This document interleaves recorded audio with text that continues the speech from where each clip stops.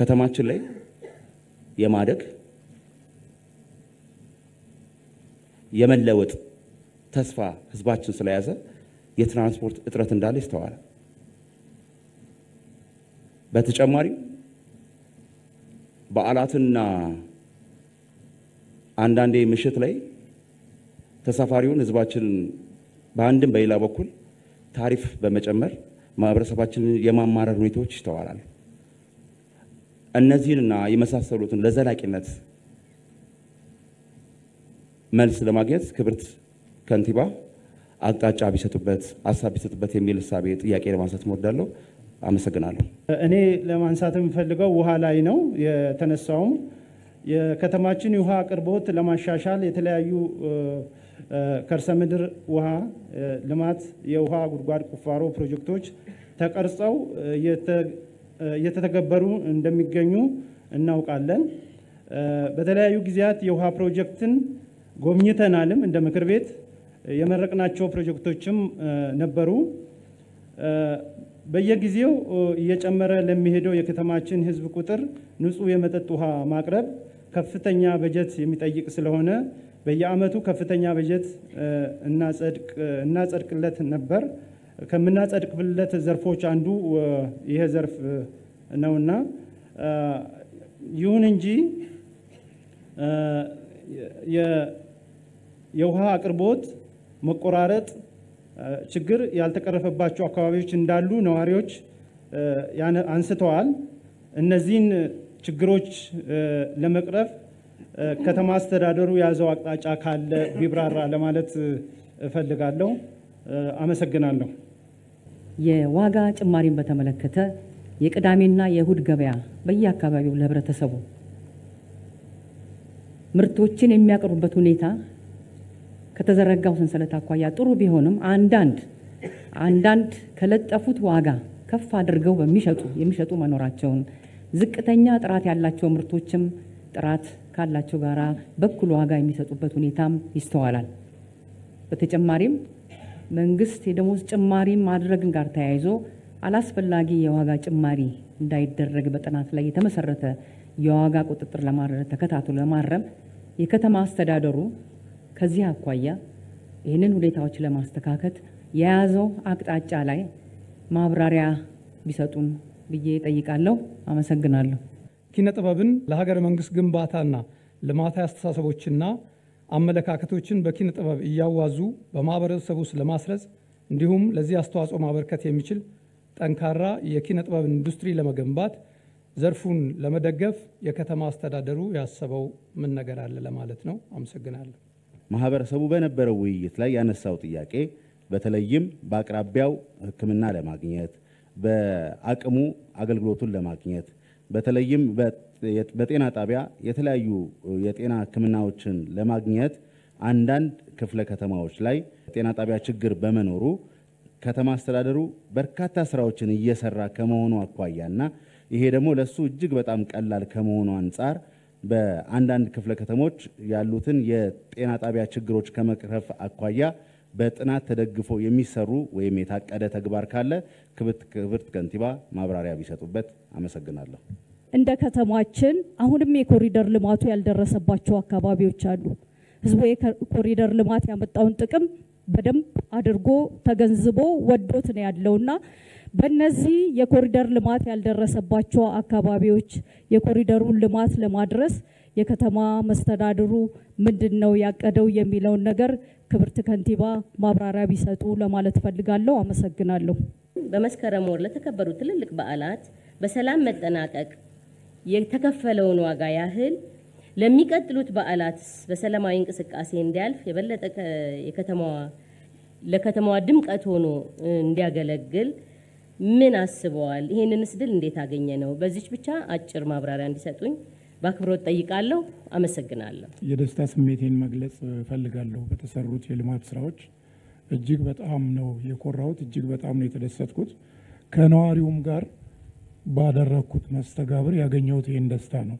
በወንዝ ዳር ልማትና በኮሪዶር ልማት ሌሎቹ ትልልቆቹ እንዳሉ ሆነው እጅግ በጣም ከፍተኛ አዲስ አበባ ከተማን ብቻ ሳይሆን የኢትዮጵያን ገጽታ ራሱ የቀየሩ ስራዎች ናቸው የተሰሩት።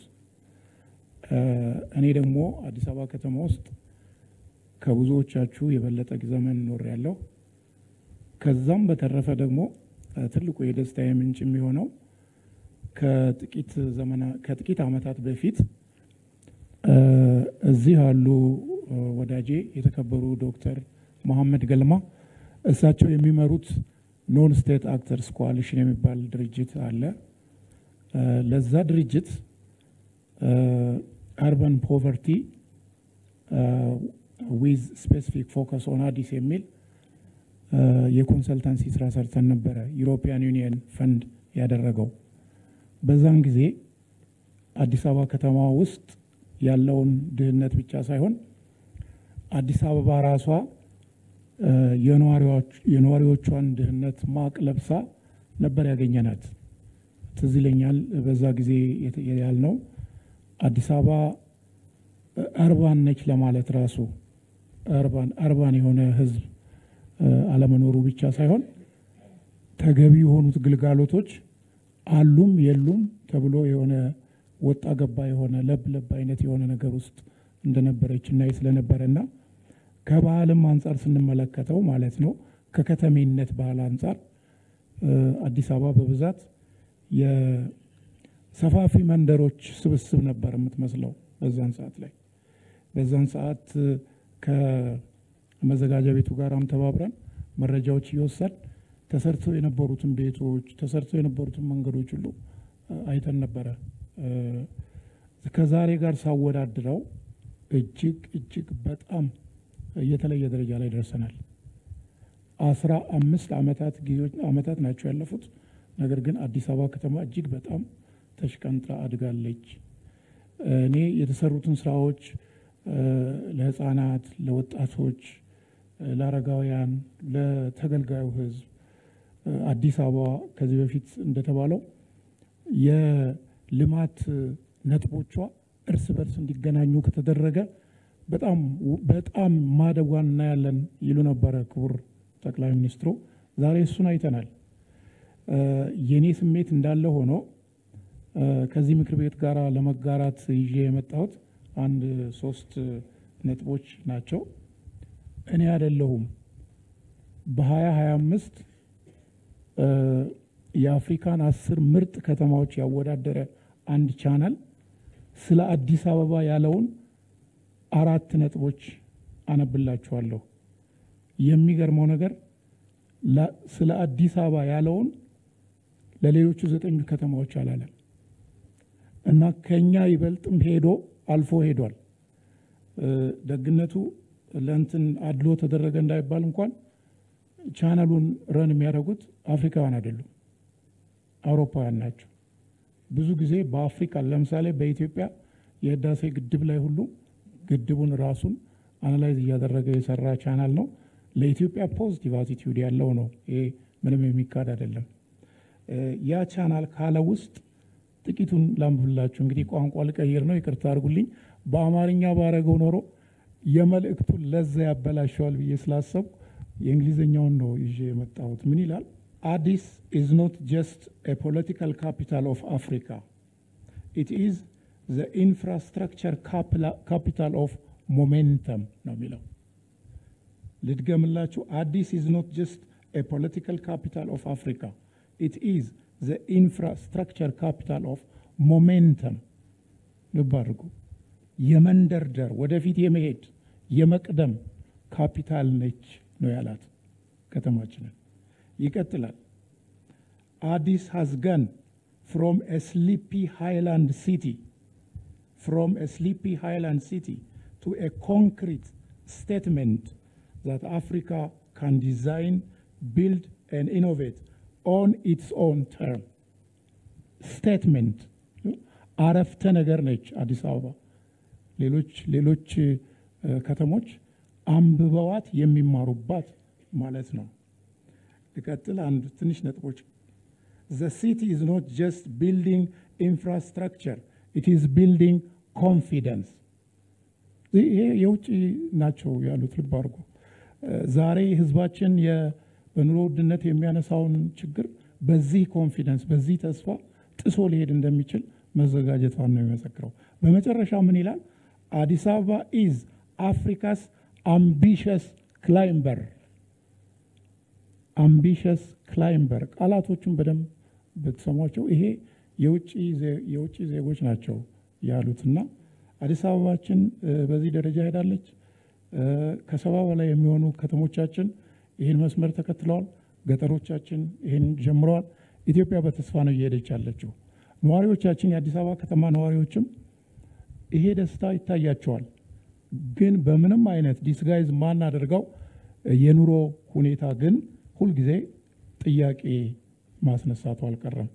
ከዚህ አንጻር ወደ ጥያቄ ስመጣ የመጀመሪያው ጥያቄ ክብርት ከንቲባ፣ እኛም በቋሚ ኮሚቴ ስንሰራ አገልግሎት አቅርቦቱ በተሻለ ሁኔታ እየተሰራ እንደሆነ እናምናለን።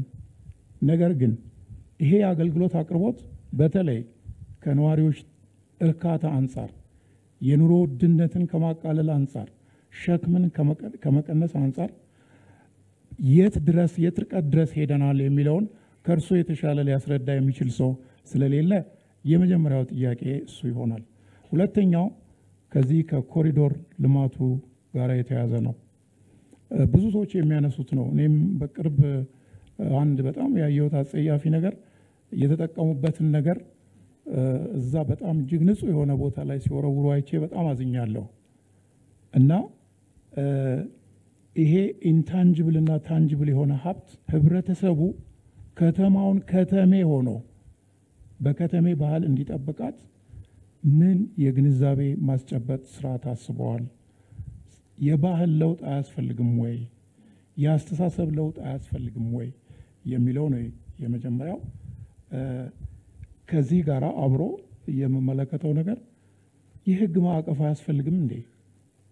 ይህንን ሀብት የሚጠብቅ የህግ ማዕቀፍ አያስፈልግም? ብዙዎች የሚያነሱት ነው። ስለሆነ ከተማዋ አምራለች፣ ደምቃለች፣ ግን እንዴት ነው የምንጠብቃት? ወይስ ስትቆሽሽ እንደገና ወጪ አውጥተን ልንሰራ ነው የሚል ስለሆነ እነዚህን እንዲመልሱልኝ በአክብሮት ጠይቃለሁኝ። ስላዳመጡ በጣም አመሰግናለሁ። በርካታ ህዝብ የመራጭ ተመራጭ መድረክ ላይ ተገኝቶ የተሰሩ ስራዎችን፣ ሀገራዊ ፕሮጀክቶችን፣ በአዲስ አበባ ከተማ እየተሰሩ ያሉ የልማት ስራዎችን፣ ሰው ተኮር ስራዎችን ቴንኪው እናመሰግናለን ብለዋል። በርካታ ምስጋናዎችን አቅርበዋል ያለው ሰዓት ስለማይበቃ። በተመሳሳይ ደግሞ የተሰሩ ስራዎች እንዳመሰገኑ ሁሉ ያልተሰሩ ስራዎችን ሊስተካከሉ ይገባል የሚሉትንም በርካታ ጥያቄዎች ተነስተዋል። ጥያቄዎቻችን ለክፍለ ከተማና ለወረዳ ጭምር ተሰጥቶ ክብርት ከንቲባ ትኩረት ቢያደርጉበት የተባሉትን ነው እዚያ መጣን። የኔ ጥያቄ የስራ እድልን የተመለከተ ነው የሚሆነው። ከተነሱ ጥያቄዎች የስራ እድል በርካታ ወጣቶች፣ ሴቶች በርካታ የስራ እድል እንደተፈጠረላቸው አዲስ አበባ ከተማ ውስጥ ይታወቃል። በተለይም ሴቶች ላይ የተሰራው ስራ ቴንኪው የሚያስብል ስራ ነው። ነገር ግን አሁንም የክህሎት ስልጠና ወስደውና ተደራጅተው ተቀምጠው ወደ ስራ እንዲገቡ ያልተደረጉ ወጣቶች አሉና እነዚህን ወጣቶች ስራ እንዲጀምሩ ለማድረግ ምን ታስቧል የሚል አንደኛው ጥያቄ ነው። ሁለተኛ ተሰርተው ተጠናቀው ለተጠቃሚዎች ያልተላለፉ የመስሪያ ቦታዎች ወይም ሼዶች አሉና እነዛን የመስሪያ ቦታዎች ወይም ሼዶች ለወጣቶችና ለተጠቃሚዎች የማስተላለፍ ስራ ለምን ዘገየ የሚል ጥያቄ አለኝ። ለምሳሌ አዲስ ከተማ ላይ ንፋስ ስልክ ላፍቶ ላይ እንደነዚህ አይነት እንትኖች አሉና ለምን ዘገዩ የሚለውን ጥያቄ ነው። ሶስተኛ ከዚሁ ዘርፍ ጋር ተያይዞ በተለይም በአምራች ዘርፉ ላይ የስራ እድል የተፈጠረላቸውን ወጣቶች በዘላቂነት ክትትልና ድጋፍ ከማድረግ የገበያ ትስስር ከማፍጠር ጋር ተያይዞ ወጣቶቹ በአጭር ጊዜ ሀብት አፍርተው የመስሪያ ቦታዎችን ደግሞ ለተተኪ ወጣቶች እንዲለቁ ከማድረግ ጋር የገበያ ትስስሩ በተለይ በዓላት ሲመጡ የተሻለ ነው፣ ወቅታዊ ነው። ግን በዘላቂነት ስርዓት ዘይር ወጣቶችን ከመደገፍና ዘላቂ የሆነ የገበያ ትስስር ከመፍጠር ጋር ውስንነቶች አሉ። ይሄ እንዴት ይታያል የሚል ነው። ሌላ ከዚሁ ዘርፍ ጋር ተያይዞ ያለውንትን የኮሪደር ልማቱ በርካታ የስራ እድልና የመስሪያ ቦታዎችን በመፍጠር ጋር ተያይዞ ማህበረሰቡ የሚያመሰገነው ከኔ በፊት ያሉ ተናጋሪዎችም ያሉት ነው። በርካታ ሼዶች የመስሪያ ቦታዎችን ለስራ አጥ ወጣቶች በርካታ እድሎችን ፈጥሯል። ነገር ግን በተለይ ኢነር ሲቲ ላይ ያሉ ክፍለ ከተሞች ተጨማሪ ሼድና የመስሪያ ቦታ በራሳቸው መገንባት ቢፈልጉ ቦታ አለመኖሩ ይታወቃልና ከማስፋፊያ ክፍለ ከተሞች ጋር ተቀናጅተው እንዲሰሩ ከማድረግ ጋር ተያይዞ ምን የታሰበ ስራ አለ የሚለውን በህዝባችን የተነሳ ጥያቄ ነው። ሌላ ከዚሁ ጋር ተያይዞ ከተማ አስተዳደሩ በርካታ የ12ኛ ክፍል ተማሪዎች እንደሚያስፈትን ይታወቃል። በአንጻራዊነት ከሌሎች ክልሎችም የተሻለ ውጤት እንደምናስመዘግብ ታይቷል። ነገር ግን ዩኒቨርሲቲ የማይገቡ ደግሞ በርካታ ወጣቶች አሉን። እነዚህ ወጣቶች በቴክኒክና ሙያ የረጅም ጊዜ ስልጠናዎችን እንዲወስዱና በርካታ ክህሎቶችን አዳብረው በራሳቸው ስራ እንዲፈጥሩ ማድረግ ላይ ቴክኒክና ሙያዎቻችን ከአቅም በታች እየሰሩ ነው። በርካታ ሀብት አላቸው። ከዩኒቨርሲቲ በላይ ግብአቶች አሏቸው። እነዚህ አዲስ አበባ ውስጥ ያሉ በርካታ የቴክኒክና ሙያ ተቋማት ልጆቹን አስገብተው የከተማ አስተዳደሩን ተጠቃሚ ከማድረግ ጋር ተያይዞ ከግንዛቤም ጭምር ሊሰራ ይገባዋልና ቴክኒክና ሙያዎቻችን በአቅማቸው ልክ እንዲሰሩ ምን የታሰበ ነገር አለ የሚል ጥያቄ ነው። በስተመጨረሻ የፌዴራል መንግስት በታወጀው መሰረት የደሞዝ ጭማሪ ለመንግስት ሰራተኞች ታውጇል። ስለዚህ ከተማ አስተዳደሩ የመንግስት ሰራተኛ ደሞዝን ተከፋይ ለማድረግ ምን ዝግጅት እያደረገ ይገኛል የሚለው ለማንሳት ነው። አመሰግናለሁ። በዚህ የክረምት ወቅት ከህዝብ ጋራ የመራጭ ተመራጭ መድረክን በማዘጋጀት ከህዝብ ጋራ ውይይት በማድረግ ተሰርቷል ማለት ብቻ ሳይሆን በተሰራው ህዝቡ ምን ያህል እየተጠቀመ ነው፣ በተጨማሪ ደግሞ በየተመረጥንበት የምርጫ ክልል የጎደሉ የህዝብ ጥያቄዎች የተዘነጉ የሚነሱ ቅሬታዎችም ካሉ አዳምጠን ምላሽ መስጠት እንድንችል የተደረገው መራጭ ተመራጭ መድረክ እንዲሁም የተነሱ ጥያቄዎች በጣም ተገቢ ናቸው። እንደዚህ አይነት መድረኮችም በየጊዜው ስለሚካሄዱ ለህዝብ የገባነውን ቃል በትክክል መተግበር ላይ ህዝብን አክብረን ከህዝብ አዳምጠን ለህዝብ ምላሽ ሰጥተን መስራትን ያጠናከሩ በመሆናቸው ተገቢውን ክብር እንሰጣለን። እንዳስፈጻሚ እነኚህን የሚነሱ ጥያቄዎችንም ለመመለስ ያለብንን ግዴታ እንዲሁም ደግሞ ኃላፊነት የሚሰማን መሆኑን በቅድሚያ ማንሳት እወዳለሁኝ። እንግዲህ በጥቅሉ የምክር ቤት አባላት ያነሳችሁት አጠቃላይ ጥያቄዎቹን ይዘታቸውን ስናይ የከተማችን ህዝብ ዋናው አጀንዳው እና ከምንም በላይ ቅድሚያ የሚሰጠው ትኩረቱም ልማት ላይ መሆኑን ያሳያል። የጠየቀው የልማት ጥያቄ ነው። የበለጠ መልማት፣ ሰፊ የስራ እድል መፍጠር ከታየው ውጤት በላይ ተጨማሪ ውጤቶችን እንድናስመዘግብ የህዝቡን የዕለት ዕለት ኑሮ ሊያሻሽሉ የሚችሉ የህዝብ ህይወት ላይ ተጨባጭ የሆኑ ለውጦች ሊያመጡ የሚችሉ ስራዎች እንዲሰሩለት የተሰሩ የተጀመሩ ስራዎችም ደግሞ እንዲሰፉ ከዚህ በላይ ዘላቂነታቸውን እንዲያረጋግጡ እዚህ ላይ ትኩረት ያደረጉ ጥያቄዎች ናቸው ጠየቁትና እንደዚህ አይነት ጥያቄዎች ያው እነኚህንም ብንመልስ አይቆሙ ይቀጥላሉ። ምክንያቱም እንደ ሀገርም ግባችን ብልጽግና ነው። የሰው ፍላጎትም በየጊዜው እየጨመረ ጥያቄዎቹና አይነታቸው ስፋታቸው በዛው ልክ እየጨመረ እያደገ የሚሄድ እንጂ የሚቆም አይደለም። መንግስትም እነኚህ እያደጉ የሚሄዱ የህዝብ የመልማት ፍላጎቶችን እያዳመጠ ሁሉንም ነገር ባንዴ መመለስ እንኳን ባይቻል እያቀደ መመለስ ኃላፊነት አለበት። ለዛም ደግሞ ተነሳሽነት ያለው መንግስት ነው። የከተማ አስተዳደራችን ይሄንን መድረክ ከዚህ በፊት በምክር ቤት ባልተለመደ ክረምት ላይ ከህዝብ ጋራ እንዲሁም ደግሞ በመሃል 6 ወር ከመድረሱ በፊት የምክር ቤት ስብሰባ በማድረግ በርካታ የአመቱ እቅዶች ተተግብረው ከመሄዳቸው በፊት አሁን በጀት አመቱ ያልተካተቱ ትኩረት ያልተሰጣቸው ጥያቄዎችና የልማት ስራዎች ካሉ ህዝብ የሚጠይቃቸው ጥያቄዎች ካሉ እቅዳችን ውስጥ አካተን ለመስራት ሰፊ እድል የሚሰጡ ናቸው። አሁን የምንገኘው የጥቅምት ወር መጀመሪያ ላይ ነው። በአብዛኛው የተግባር ስራዎች የሚሰሩት በቀጣይ ወራት ውስጥ ነውና የተነሱትን ጥያቄዎች በዚህ አመት ውስጥ አካተን ምላሽ የምንሰጣቸውን እንዲሁ ግልጽ ለማድረግም በዝርዝር እቅዳችን ላይ ህዝቡ በየደረጃው እየተወያየ ውይይት የሚያደርግ መሆኑ እንደተጠበቀ ሆኖ ነገር ግን ደግሞ ለተከበረው ምክር ቤት የትኞቹን ናቸው በዚህ አመት ትኩረት ሰጥተን የምንሰራው አንዳንዶችም ደግሞ የመረጃ ግልጽነትም ስለሚያስፈልጉ ተወሰኑ መረጃዎችን ለመስጠትና እንዲሁም እቅዶቻችንን እግረ መንገዴን ግልጽ እያደረኩ ለመሄድ እሞክራለሁ። የመጀመሪያው ከሰላም አንጻር የተነሳው እንዴት እነኚህ ሁሉ ኩነቶች በአዲስ አበባ ተካሂደው በሰላማዊ ፍጹም በሆነ ሰላማዊ ደማቅ ውብ ሆነው ሊጠናቀቁ እንደቻሉ ምን ሌሰን ተወስዷል? በሌሎች ስራዎቻችን እንዴት ነው የምናሰፋው? የመጡትን ለውጦች እንዴት ነው የምትመዝኑት? ምን እንድምታ አላቸው የሚለው በሚገባ ትኩረት ሊሰጠውም ትምህርት ሊወሰድበት የሚገባው ነው። ዋናው ህዝብ ነው የምንለው እኛ በትክክልም ህዝብ ስለሆነ ማለት ነው።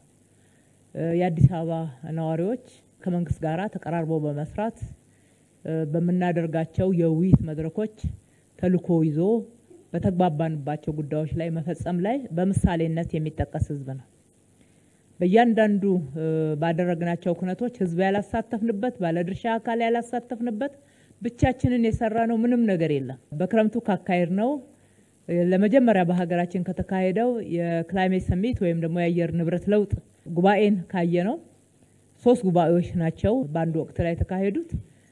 ወደ 25000 የሚደርሱ የውጭ ዜጎች ወደ ሀገራችን በአንድ ጉባኤ የመጡበት የመጀመሪያው ኩነት ነው። በጣም ትልቁ ኩነት የሚባለው ማለት ነው። በእነኚህ ኩነቶች ከተማ ማጽዳት ማሳመር ወይም ደግሞ የነበሩትን መሰረተ ልማቶች የበለጠ ለአገልግሎት ብቁ የማድረግ ብቻ ሳይሆን ህዝቡ ሚናው ምንድነው? እነኚህ ኩነቶችስ ወደ ሀገራችን ሲመጡ ምን ማለት ነው የሚለውን ከህዝብ ጋራ በየደረጃው ውይይት አድርገናል። አንድ ከባለድርሻ አካላት በተለይ ከሆቴልና አገልግሎት ሰጪ ተቋማት ጋራ ውይይት አድርገናል። ውይይት አድርገን ግልጽነት ፈጥረን እውነቱን ለመናገር የሆቴል ባለቤቶች የሆቴል ይዘታቸውን እስከሚቀይሩ እድሳት እስከሚያደርጉ አዳዲስ እቃዎችን ገዝተው ማስገባት አገልግሎታቸውን ማዘመን የሰው ኃይላቸውን የሀገራችንን እንግዳ ተቀባይነት በሚያጎላ ደረጃ አሰልጥነው የሆቴል ማህበራትም ስልጠናዎችን በነጻ ሰጥተው ዝግጅት ያደረጉበት ትልቅ ጉባኤ ነው ያካሄድ ነው። አምራቾች ምርታቸውን በተለያየ ቦታ ላይ ኮንፈረንስ ቱሪዝምን ለማሳደግ ታሳቢ ባደረገን ስራ ዛሬም ብቻ እንመልከት።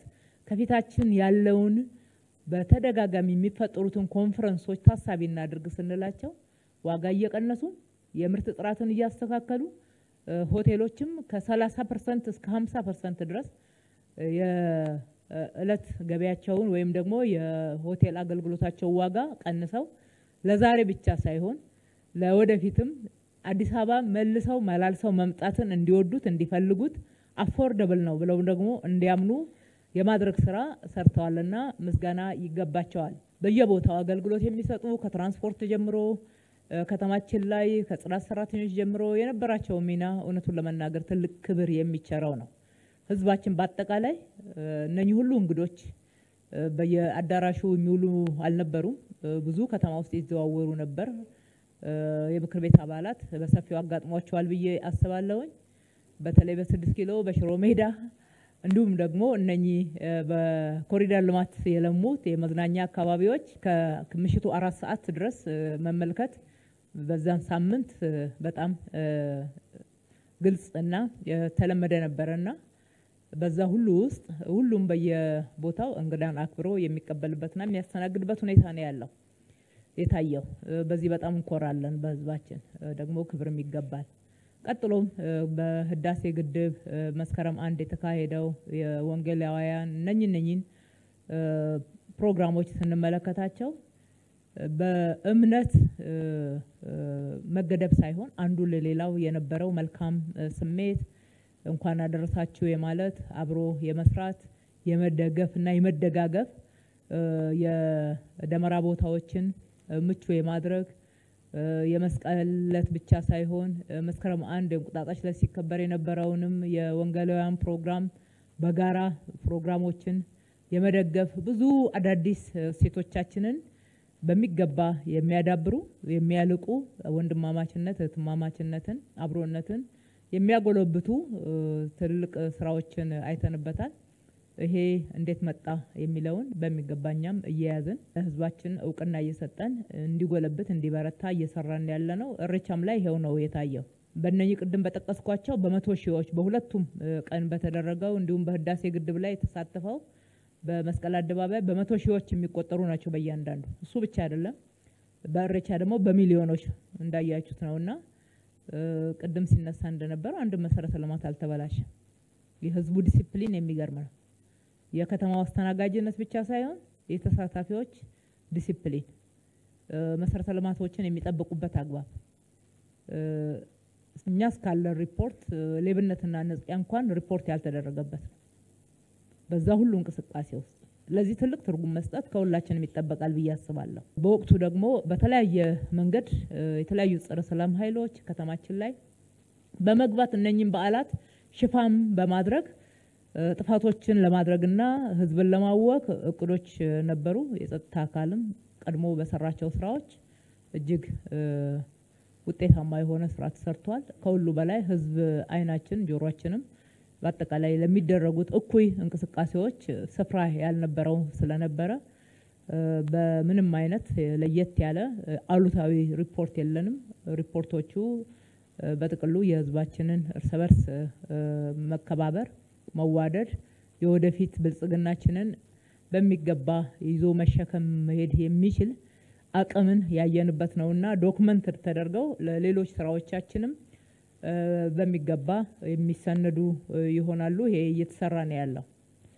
ሁለተኛው ጥያቄ በክረምቱ ወቅት የተሰሩ ስራዎች የኑሮ ውድነትን ጫና ከማቃለል አንጻር፣ የገበያ ግሽበትን ከመቆጣጠር አንጻር የተሰሩ ስራዎች እንደዚሁም ፕሮጀክቶችን በተመለከተ በጥቅሉ የተነሱትን ስራዎች ለማንሳት ያክል እንግዲህ ክረምትን ከዚህ በፊት የዝግጅት ወቅት እየተባለ ስልጠና፣ ስብሰባ እንዲህ የተለመደ ነበር።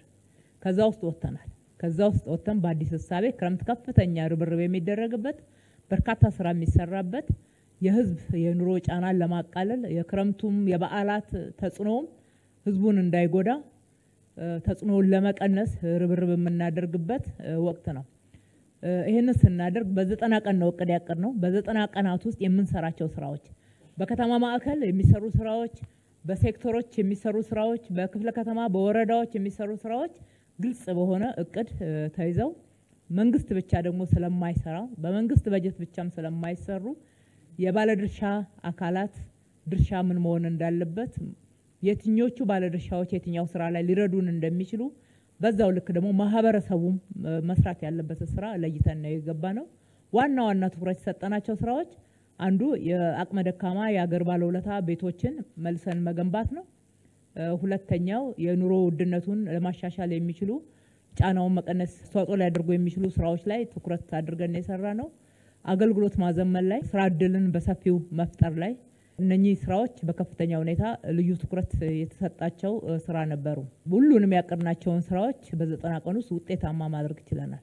ለአብነት ያክል የክረምት የመኖሪያ ቤቶች ግንባታን ካየን ይፋ ያደረግነው ወደ 2300 ያክል የሚደርሱ ቤቶችን መልሰን መገንባት ነው። ነገር ግን ወደ ተግባር ስንገባና ባለድርሻ አካላትን በሰፊው ስናሳትፍ ወደ 3400 ቤቶችን መጀመር ችለናል።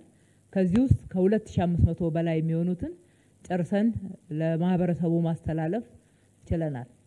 ይሄ እንግዲህ ትልቅ ትርጉም የሚሰጠው ይመስለኛል። በ3 ወራት ውስጥ በሀገራችን በነበረው ልምድ ምናልባት ለግንባታ የሚሆኑ ቦታዎችን አጽድቶ ለልማት ዝግጁ ማድረግ እንኳን ብዙ ያልተለመደ ነው። ራይት ኦፍ ዌይ ካለው 6 ወር 7 ወር ጊዜ መውሰድ፣ ለዲዛይን ያን ያክል ጊዜ መውሰድ የተለመዱ ናቸው። በዚህ ወቅት ውስጥ ነው ባለሀብቶችንም ሞባላይዝ ማድረግ ቦታዎችን የተዘጋጁ ዲዛይኖች አሉን። ተጨማሪ ግብአቶችን ደግሞ ከተማ አስተዳደሩ ጭምር አቅርቦ የብዙዎችን እንባ ያበስንበት ነውና በዚህም በጣም ደስተኞች ነን። ሁለተኛው ከኑሮ ውድነት አንጻር የተሰሩትን ስራዎች ለማንሳት ያክል ኑሮ ውድነት በብዛት በዓላትን መሰረት በማድረግ እንዲሁም ደግሞ የክረምት የተለያዩ ሰበቦችን መነሻ በማድረግ ህዝቡ ላይ ጫና የሚፈጠርበት ገበያ ማዛባት ስራ የሚያጋጥመን ወቅት ነውና ቀድመን ነው የምናቅደው። ቀድመን አቅደን ወቅቶቹ ይታወቃሉ። ከዚህ በፊትም ሰርተን ውጤታማ የሆንበት ስለሆነ እነኚህ ስራዎች ባይሰሩ ኖሮ እውነቱን ለመናገር ለከተማችን ነዋሪዎች በጣም ከባድ ነበር።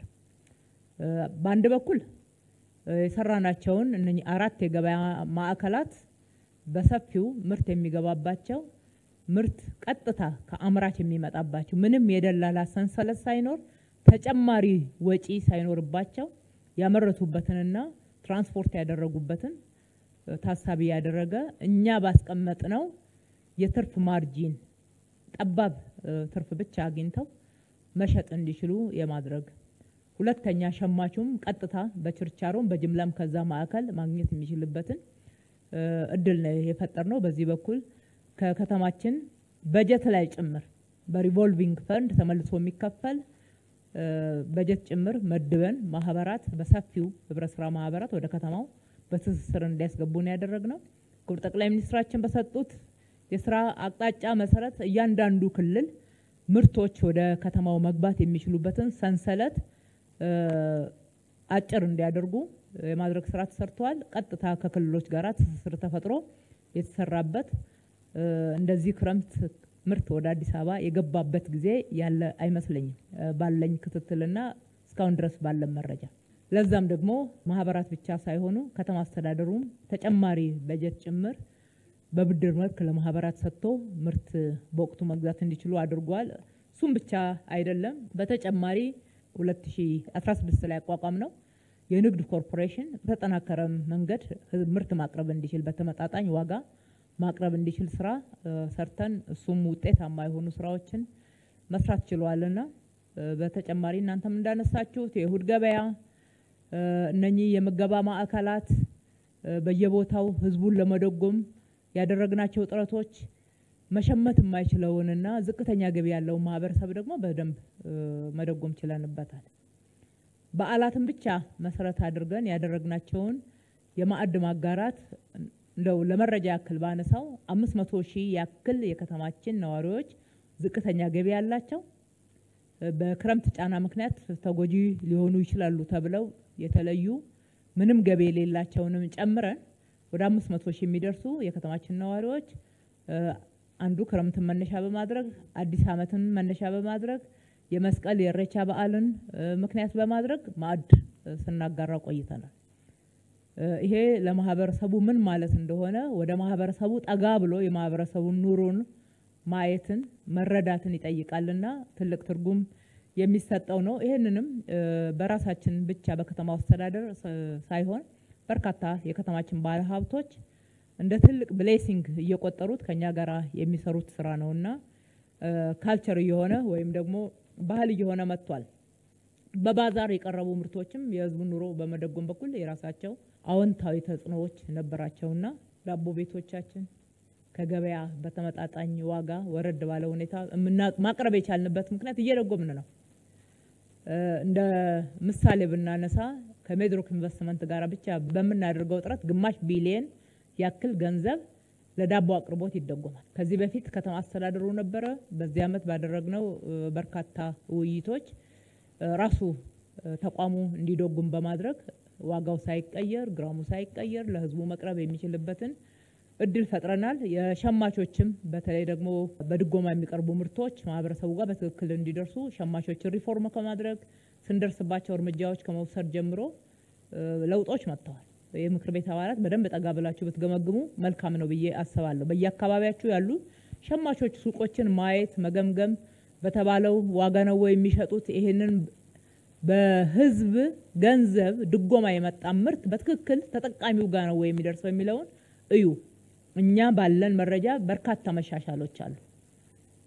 ማንም እየገባ መግዛት እንዳይችል የሚገባው ባለሀብት ወይም ደግሞ የተሻለ ገቢ ያለው ከዛ መሸመት እንዳይችል ጭምር ለመቆጣጠር የሄድንባቸውን ሂደቶች ማየትና እነሱን ያለባቸው ክፍተቶች ካሉ እያዩ ማሻሻል ይገባል። በተጨማሪም ወደ 14 ቢሊዮን በጀት ነው ለድጎማ ያዝ ነው።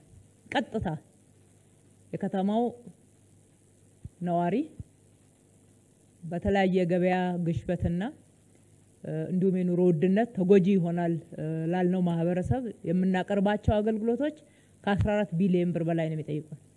የጤና መድን፣ ትራንስፖርት፣ ምገባ በተመሳሳይ በእነኚህ ቅድም በማነሳቸው ምርቶች አቅርቦቶች ከ14 ቢሊዮን ብር በላይ በጀት ስታጸድቁ አይታችኋል። ለቀጥታ ህዝቡን ለምንሰጠው አገልግሎት የምንደጉምበት ለህዝብ ድጎማ የምናቀርብበት ነው። የጤና መድን ተገልጋዮች ከጊዜ ወደ ጊዜ ጨምረዋል። ይህንን ታሳቢ ያደረገ በጀታችንን በዛው ልክ ነው እየጨመረ እየሄደ ያለው።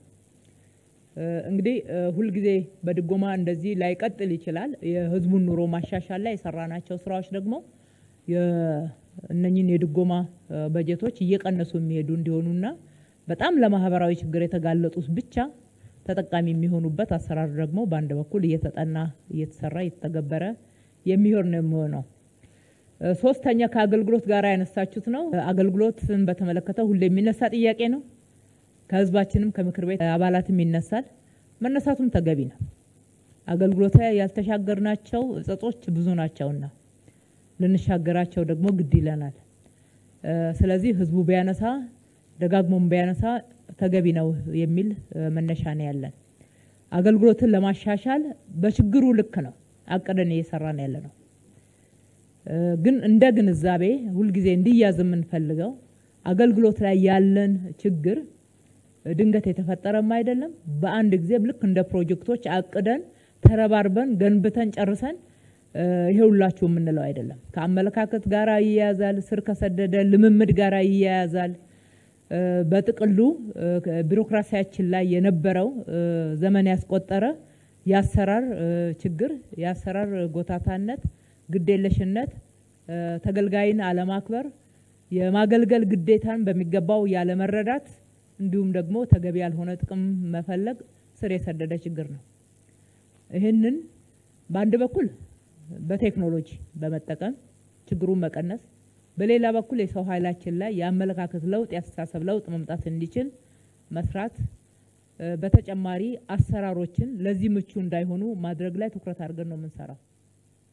እንደ ሀገር አንዱ በሀገር ደረጃ ስራ ላይ እንዲውል የታወጀውና በፌዴራል መንግስት ተጀምሮ ወደ ክልሎች እንዲሰፋ የተደረገው የመሶብ አንድ ማዕከል አገልግሎት ነው።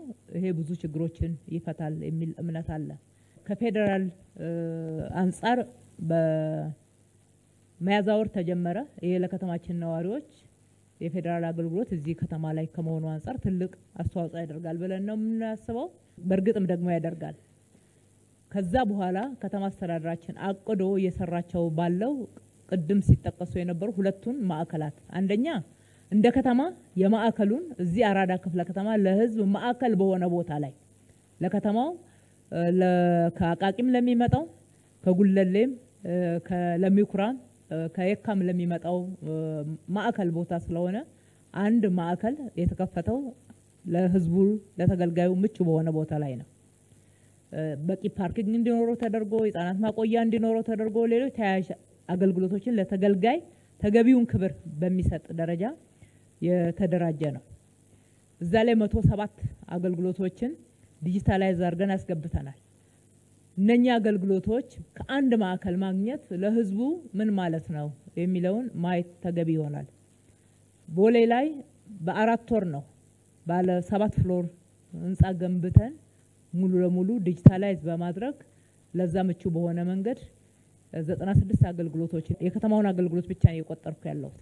በአጠቃላይ እነኚህ ከ213 በላይ የሆኑ አገልግሎቶችን ዲጂታላይዝ አድርገን ስናስገባ እነኚህ አገልግሎቶች የተመረጡት በብዛት ህዝብ የሚመጣባቸው የሚገለገልባቸው ብዙ ሮሮም የሚያሰማባቸው የቅድሚያ ተሰጥቷቸዋል እንጂ ሁሉም የከተማ አገልግሎት ዲጂታላይዝ ተደርጓል ማለት ደግሞ አይደለም።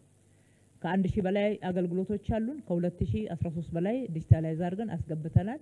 በየመስሪያ ቤቱ ዲጂታላይዝ የተደረጉ አገልግሎቶች አሉ። ወደ አንድ ማዕከል ደግሞ ያልገቡ ገና በሂደት ላይ ያሉ አሉ። ይህን ታሳቢ ስናደርግ ለህዝቡ ያለው ትርጉም አንደኛ ጊዜን ሳያባክን ከአንድ መስሪያ ቤት ወደ ሌላ በእነኛ አገልግሎቶች ማለት ነው በእነኚህ ዲጂታላይዝ ተደርገው በገቡ አገልግሎቶች ከአንድ መስሪያ ቤት ወደ ሌላ መስሪያ ቤት መሄድ ሳያስፈልገው ከአንድ አገልግሎት ወደ ሌላ አገልግሎት መዘዋወር ሳያስፈልገው አገልግሎቶቹ ራሳቸው በዲጂታል አገልግሎት አሰጣጥ ስርዓት የተያዙ ናቸው። አንድ ቦታ ላይ ብቻ ኮንታክት በማድረግ ሙሉ አገልግሎት የሚፈልገውን አገልግሎት አይነት ማግኘት የሚችልበት ስርዓት ተገንብቷል። ይሄ እንግዲህ ጥሩ መሰረት ነው፣ ጅማሮ ነው፣ መጠናከር አለበት። ሰው ኃይላችን ላይ ከዚህ አንጻር አብዛኛውን ከ70% በላይ አዲሱ አገልግሎት ላይ ከዩኒቨርሲቲ ተመራቂዎች አወዳድረን ኦንላይን ቀጥረን በኦንላይን ፈተና ሰጥተን ለዚህ አገልግሎት በሚያመች መንገድ ልምድ እንዳያጥራቸው አሰልጥነን 30%ን ደግሞ ከነባር ጋራ አያይዘን አንድ ላይ የተሻለ ካልቸር ወይም ደግሞ አዲስ ልምድ እንድናላበር ህዝብን የማገልገል ህዝብን የማክበር ፈጣን አገልግሎት የመስጠት ስራችንን ትኩረት አድርገን የማገልገል በስራ ሰዓት ሞባይል ሌሎች ነገሮችን ይዞ ተገልጋይ ቁጭ ብሎ ብዙ የምናፍርባቸው ትክክል ያልሆኑ ተግባራት አሉና ከዚህ ውስጥ መውጣት የሚችሉበትን ስልጠና እና የክትትል ስርዓት ዘርግተን ነው ያለነው። በአገልግሎትም የጀመርነው ውጤታማ ስራ ይቀጥላል። ስር በደንብ መሰረት ይዞ ለሁሉም የአገልግሎት አይነቶች ተደራሽ እንዲሆኑ አጠናክረን የምንሰራ ነው የሚሆነው። ከትራንስፖርት አንጻር የተነሱትን የተወሰኑ መረጃዎችን ለመስጠት ያክል እንግዲህ ትራንስፖርት አንዱ መሰረታዊ ለውጥ እያመጣንበት ያለ ዘርፍ ነው። እንደምታውቁት 1600 ያክል አውቶቡሶች አሁን አገልግሎት ይሰጣሉ። ከዚህ ውስጥ 2/3 ያክሉ በዚህ በለውጥ ዘመን ወደ አገልግሎት ያስገባናቸው ናቸው። በ2017 ብቻ 100 ያክል አውቶቡሶችን የኤሌክትሪክ አውቶቡሶችን ገዝተን ወደ አገልግሎት አስገብተናል። ማናጅመንቱን ጭምር በቴክኖሎጂ እንዲሆን አድርገን የትራንስፖርት ኦፕሬተርም ጭምር በፐብሊክ ፕራይቬት ፓርትነርሺፕ በጋራ የመስራት አዲስ ስርዓት ዘርግተን የገባንበት ስምሪትንም ጭምር ለማሻሻል ቴክኖሎጂ ትግበራ ውስጥ ገብተናል። ብዙ አሁን የሚንቀሳቀሱ አውቶቡሶች በተለይ አዳዲሶቹን ከአንድ ማዕከል መቆጣጠር ስምሪታቸውን ማወቅ የሚቻልበት የነዳጅ አጠቃቀማቸውን ማወቅ የሚቻልበት ከስምሪታቸው አንጻር በዛ ተግባር በዛ መስመር ላይ መዋላቸውን መቆጣጠር የምንችልበትን ስርዓት በቴክኖሎጂ እየተገበርን ነው። ይሄ አንድ ለውጥ ነው። ከ150 ተሽከርካሪ ማቆሚያ በላይ ገንብተናል። በኮሪደር ልማት በዚህ አንድ አመት ተኩል ውስጥ ከ150 በላይ የተሽከርካሪ ማቆሚያና ተርሚናሎች በከተማችን ላይ በአሁኑ ሰዓት 35000 ተሽከርካሪዎችን በአንድ ጊዜ ማቆም የሚል ካፓሲቲ ያላቸው ፓርኪንጎች መስራት ችለናል። አልነበረም እኮ አዲስ አበባ። ስንት ነው እስኪ መንግስት የሰራው ፓርኪንግ የት ነው ከተማችን ላይ የነበረው? እንደ ሪፈረንስ መጥቀስ የሚችል አለ? በመንግስት በጀት ተሰርቶ ተርሚናል እዚህ ከተማ ውስጥ ህዝብን አክብሮ የአውቶቡስ መጠበቂያ ተብሎ በየመንገድ ዳር ከተቀመጡት ውጪና መገናኛ ላይ ከነበረችው ውጪ የት ነው አውቶቡስ ተርሚናል የታክሲ ተርሚናል የነበረው? አልነበረም እኮ። እውነቱን ለመናገር ካልነበረበት ነው ይሄ ሁሉ የተገነባው። እነኚህ ተርሚናሎችና የታክሲ መጠበቂያዎች ህዝብ በፀሐይ በዝናብ በንጥቂያ መጸዳጃ ቤት በማጣት የሚንገላታባቸው በጣም ትኩረት እንኳን ተሰጥቶ የማይጸዱ አካባቢዎች ነበሩ። ነገር ግን በአሁኑ ሰዓት እዚህ ከምንገኝበት የአድዋ ድል መታሰቢያ ጀምራችሁ እስኪ ተርሚናሉ ወረድ ብላችሁ ይዩት። በጣም ልብ ማለት ይገባል። ለውጦቹንም ደግሞ መለካት ይገባል። ለህዝብም ደግሞ የምክር ቤት አባላት ልክኛ በመንገልጸው ልክ ትገልጻላችሁ። ነገር ግን በዚህ ደረጃ ከየት ነው የተነሳ ነው ብሎ ንጽጽሩንም ማየትም ተገቢ ነው የሚሆነው። ንጹህ የሆነ ቦታ ተቀምጠው የንጽህና መጠበቂያ ቦታ አግኝተው በየመንገዱም ላይ ያሉትና አሁን የተገነቡት ላይ መጸዳጃ ቤት አሉ። ጥላ ነው የሚቀመጡበት ቦታ። ተጨማሪ የሚበላ የሚጠጣ መግዛት የሚፈልጉት ነገር ካለ ፍላጎት ካለ አነስተኛ ሱቆች ባጠገባቸው እንዲዘጋጁ ተደርጎ የሰውን ክብር በሚመጥን ልክ አገልግሎት የምንሰጥባቸው ቦታዎች ሆነዋል። ይሄ እንደተጠበቀ ሆኖ የሁሉ ስራ እየተሰራ ታዲያ አሁንም እነኚህ ረጃጅም ሰልፎች ምንድን ናቸው? ጥያቄው እሱ ይመስለኛል። የት አካባቢ ብትሉ በዝርዝር ማንሳት እችላለሁ ከምክር ቤቱ ሰዓት አንጻር ካልሆነ በስተቀር እነኚህ ረጃጅም ሰልፎች የሚታዩት ምንድን ናቸው? አንደኛ በግልጽ እንነጋገር፣ ከፍተኛ ፍልሰት አለ አዲስ አበባ ላይ። አገልግሎታችን በትክክል ለከተማው ህዝብ ተደራሽ መሆን ላይ ከፍተኛ ጫና እየፈጠረብን፣ የውሃ ብትወስዱ፣ የመብራት፣ የትራንስፖርት፣ ሌሎችም የጤና መድንም አንዱ እየጨመረ ያለበት፣ ትምህርት ቤቶች ፈረቃ መውጣት ያልቻሉ ትምህርት ቤቶች 2-3 ትምህርት ቤቶችን አጠገባቸው ገንብተ ዘንድሮ ከፈረቃ ወጣ ሲባል ስንመዘግብ እንደገና ተመልሶ ፈረቃ ውስጥ የሚገባበት እነ ኮልፌ ክፍለ ከተማ ማንሳት ይቻላል። የሰራ ነው የትምህርት ቤት ብዛትና ተመልሶ ወደ ፈረቃ የሚገባበት አግባብ፣ እንዲሁም አሁን ያነሳቸዋቸውን አገልግሎቶች እንደ መንግስት እንደ ሀገር መነጋገርና ሁሉም ቦታ ሰፊ የስራ እድል የሚፈጠርባቸው ሰፋፊ ከተሞች ሰው እንግዲህ ከተሜነትን ማስቆም አንችልም። ወደ ከተማ መግባት የከተሜነት መስፋፋት ወደፊትም ተጠናክሮ የሚቀጥል ነው። መንግስትም በአግባቡ የሚመራው ነው የሚሆነው። ነገር ግን ደግሞ በዋና ከተማ ላይ ብቻ ሳይሆን በየደረጃው ሰፋፊ የስራ እድል እየተፈጠረ ህዝቡን የሚስቡ እዛው በየአካባቢው ጭምር ማቆየት መያዝ የስራ እድልም በሰፊው መፈጠር መቻል ይኖርበታል። እነኚህና መሰል ምክንያቶች ይኖራሉ ብለን ስለምንገምት ነው። ፍልሰት አለ። በሌላ በኩል ደግሞ ያለው ችግር አሁንም ያልተሻገር ነው። የትራንስፖርት አገልግሎት አሰጣጥ ላይ አሁንም የምንኮራበት አይደለም። የቅድሙ ጅምር ስራዎች እንዳሉ ሆነው እነሱ ስራዎችን ታሳቢ አድርገን ተጨማሪ ስራዎችን ለመስራት በዚህ አመትም እቅዳለን። የአንድ ማዕከል የትራፊክ ማናጅመንት የትራንስፖርት ስምሪት ማዕከላችን በዚህ አመት ሙሉ ቴክኖሎጂውን በማስገባት ከዓለም ባንክ ጋር ያለው ውል ተቋርጧል። በራሱ ምክንያት በራሳችን በጀት በከተማው በጀት ተሟላ አድርገን ወደ ስራ እናስገባዋለን ማለት ነው። ያልጎበኛችሁ ምናልባት መገናኛ ላይ G-4 ህንጻ ለዚሁ ለትራፊክ ማናጅመንትና ተያያዥ ስርዓቶች የአንድ ማዕከል የአገልግሎት ስርዓትን ለመተግበር ጨርሰናል። እቃዎቹን ማስገባት ቴክኖሎጂዎችን የተሟላ ማድረግ ነው የሚቀረን። ስምሪቶችን በሚገባ መቆጣጠር እንችላለን። ስምሪት የሚሰጡ የትራንስፖርት የሚሰጡ ከአሽከርካሪዎች ጀምሮ የስነ ምግባር መሻሻሎች አሉ። ገና ነው። ብዙ ስራ ይጠይቀናል። አሁን ከትኬት ቆራጮች ጀምሮ ትኬት እንኳን ወደ ሲስተም እየገባ ነው። ነገር ግን አጠቃላይ የሰውን የሚያስተናግዱበት ተገልጋይን የሚያስተናግዱበት ስራ ሰዓትን የሚያከብሩበት አግባብ አሁንም ተጨማሪ ስራ የሚፈልግ መሆኑን ለምክር ቤቱ ለማንሳት ነው። በዚህ አመትም አንዱ ትኩረት ሰጥተን የምንሰራው ስራ ነው የሚሆነው። ከውሃና ከመብራት አንጻር የተከበረው ምክር ቤት ያነሳው ትክክል ነው። የውሃ አቅርቦት አሁንም ሺፍት ነው። የሚቆራረጥበትም አግባብ አለ። አንዱ በዚህ ክረምት ላይ ቅድም የምታነሷቸው ሰፊ በዓላት ነበሩ። በዓላትና ዓለም አቀፍ ኩነቶች ነበሩ። ሰፊ እንግዶችን የተቀበልንባቸው አካባቢ ወደ ሺፍት በዛ ሳምንት እንዳይገቡና ያለማቋረጥ ማግኘት እንዲችሉ የሁላችንም ኃላፊነት ነው። በዛ ደረጃ ሌሎች ላይ ተጽዕኖ ያሳደረበት አግባብ ይኖራል በመጠኑ። ከዛ ውጪ ያው ሺፍት ነው የውሃ አገልግሎታችን። አሁን ትራንስፖርት ላይ ያነሳው ምክንያት አንዱ ምክንያት ነው። አለበዛ እኮ ውሃ ላይ እኮ እየተሰራ ነው ያለው።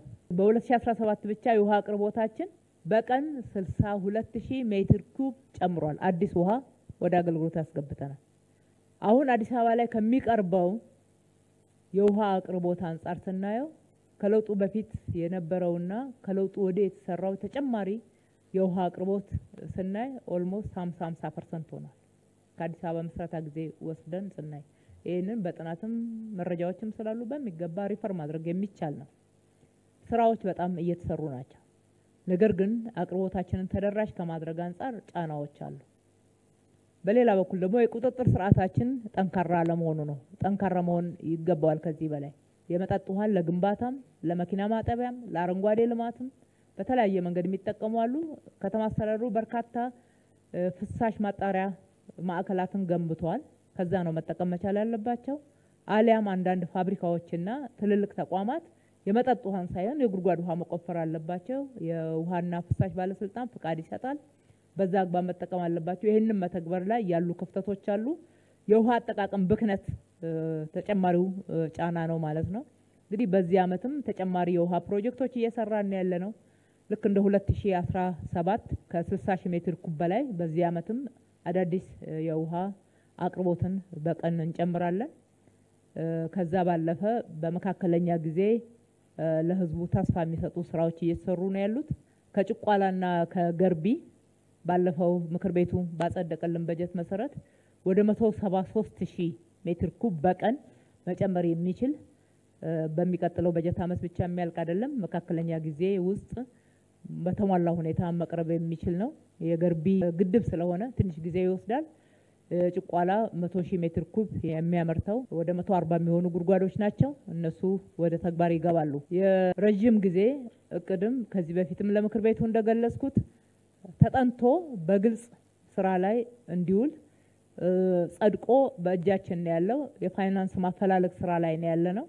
ወደ 1.1 ሚሊዮን ሜትር ኩብ በቀን ማቅረብ የሚችል ነው። የአለልቱ ጅዶና የሲቢሉ ውሃ ማለት ነው። እነሱ ሁለቱን ማስገባት ከቻልን የአዲስ አበባ የውሃ አቅርቦት በመሰረታዊነት ሊፈታ የሚችል ነው። የአጭር ጊዜ እቅድ አለን፣ የመካከለኛ ጊዜ እቅድ አለን፣ የረጅም ጊዜ እቅድ አለን። እነኚህን በተግባር በመዋል ችግሩን መፍታት ይቻላል። ነገር ግን ከአጠቃቀምና ተጨማሪ አቅርቦትን የሚፈልጉ ተገቢ ያልሆኑ ጫናዎች ደግሞ በአንድ በኩል በመሰረታዊነት ችግሩን ለመቅረፍ እየተሰሩ መሄድ አለባቸው።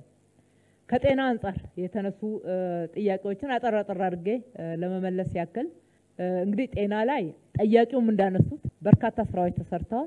ልክ ሌሎቹ መሰረተ ልማቶች ላይ እንዳነሳሁት አንዱ ትኩረት የሰጠነው ለጤና ነው። አንደኛ አዲስ አበባን የሜዲካል ቱሪዝም ማዕከል ከማድረግ አንጻር፣ ሁለተኛ ህዝባችን ተገቢው የጤና ተደራሽነትና ጥራት ያለው የጤና አገልግሎት እንዲያገኝ ከማድረግ አንጻር እነኚህን ትኩረት አድርገን እየሰራን ያለ ነው።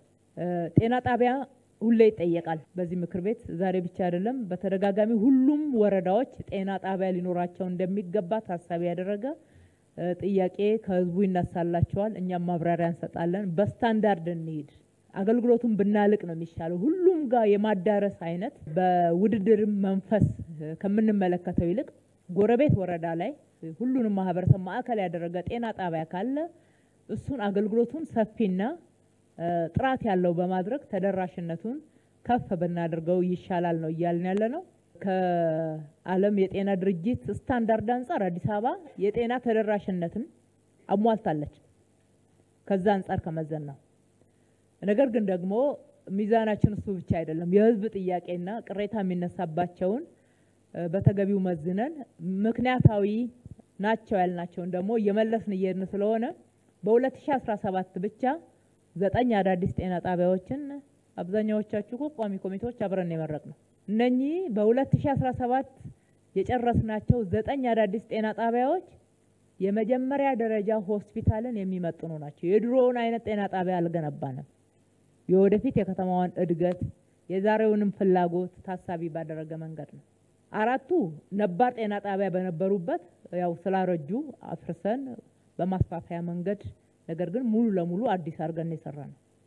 5ቱ ጤና ጣቢያ ያልነበራቸው ወረዳዎች ብላችሁ እናንተ እዚህ ምክር ቤት ያነሳችኋቸውን መነሻ በማድረግ መቼም ካንዱ ወረዳ ሌላው ወረዳ ይሻላልና ቅድሚያ የሚሰጣቸውን ቅድሚያ ሰጥተን ምላሽ የሰጠነው። ይሄ ብቻ አይደለም። 13 ጤና ጣቢያዎች በተሟላ ሁኔታ ታድሰዋል። የእድሳት ስራዎች የሪኖቬሽን ፈርሰው እንደ አዲስ የተገነቡት እንዳሉ ሆነው እንደገና ሪኖቬት ተደርገዋል። ይሄም አሁን በጨረስነው በጀት ዓመት ነው። 4 ሆስፒታሎችን በማስፋፊያ ርዕስ ነገር ግን አዳዲስ ሆስፒታል ነው እየገነባን ያለነው። ማሳያ ዘውዲቱ እዚህ አጠገባችን አይደለ? ዘውዲቱ መታሰቢያ ሆስፒታል እንመልከተው። የቀድሞ ዘውዲቱ መታሰቢያ ሆስፒታል የአልጋው የቢልዲንጉ ግቢውን እንመልከተውና አሁን የተገነባውን እንየው። አዲስ ገነቡ ለመባል ወደ አዲስ መሄድ አልፈለግንም። ግቢው ምቹ ነው፣ ማዕከል ነው። ለመስቀል አደባባይ ለሚደረጉ ኩነቶች ለአንዳንድ ነገሮች ፈጣን ተደራሽ ሆስፒታል ነው። እሱን ሪኖቬት አድርገን ቀድሞ በሚሰጠው አገልግሎት ልክ ማስቀጠል ይቻላል። ነገር ግን ደግሞ ለህዝቡ አገልግሎት በጣም ማዕከል ስለሆነና ጥሩ ቦታ ላይ ስላለ እንደ አዲስ ነው የገነባ ነው። ግንባታ ብቻ አይደለም፣ ዘመኑ የሚጠቀማቸውን የሕክምና መሳሪያዎች ጭምር እያስገባን ነው፣ እያደራጀን ነው። በቅርብ ቀን ይመረቃል። ራስ ደስታም በዛ ልክ ነው። ዳግማዊ ምኒልክ በዛ ልክ ነው። ጥሩነሽ ቤጂንግን በዛ ልክ ነው የሰራነው። የምክር ቤት አባላት ፕሮግራም ይዛችሁ ምርቃቱ እስከሚደርስ ከምትጠብቁ አይታችሁ ለህዝብ በሚገባ ተስፋ መስጠት ይገባል። ይሄን ብቻ አይደለም። የኮልፌ ቤተል መንዲዳ ሆስፒታልና የንፋስ ስልክ ላፍቶ ሆስፒታል በሀገራችን የመጀመሪያዎቹ ትልልቆቹ ሆስፒታል ይሆናሉ ብለን እናስባለን። ሪፈራል ሆስፒታል ናቸው፣ ተርሸሪ ናቸው። እነሱን በመንግስት በጀት ብቻ ፋይናንስ ማድረግ መሳሪያዎቹን ከባድ ሆኖ ስላገኘ ነው፣ ወይም ደግሞ ስለሚዘገይ በግልና የመንግስት አጋርነት በዓለም አቀፍ ደረጃ አገልግሎት የሚሰጡ ተቋማትን ጋብዘን አንደኛ ሕክምና መሳሪያ ማምጣት ላይ፣ ሁለተኛ ደግሞ የአገልግሎት አሰጣጥን ማዘመን ከሀገራችን የሚወጣውን ለሕክምና የሚወጣውን ገቢ ሀገር ውስጥ ለመያዝ እነኚህ ከተማችን ላይ የሚኖሩ የውጭ ዜጎች ዲፕሎማቶች በውጭ ምንዛሬ ገቢ የሚያገኙ እዚህ መታከም የሚችሉበትን የሕክምና ስታንዳርድ አቅደን እየሰራን ነው እነኚህ ሁለቱ ሆስፒታል ላይ። ይሄን ብቻ አይደለም፣ የግሉም እኮ እየሰራ ነው። የግሎቹም እየሰሩ ነው፣ እየደገፍናቸው ነው።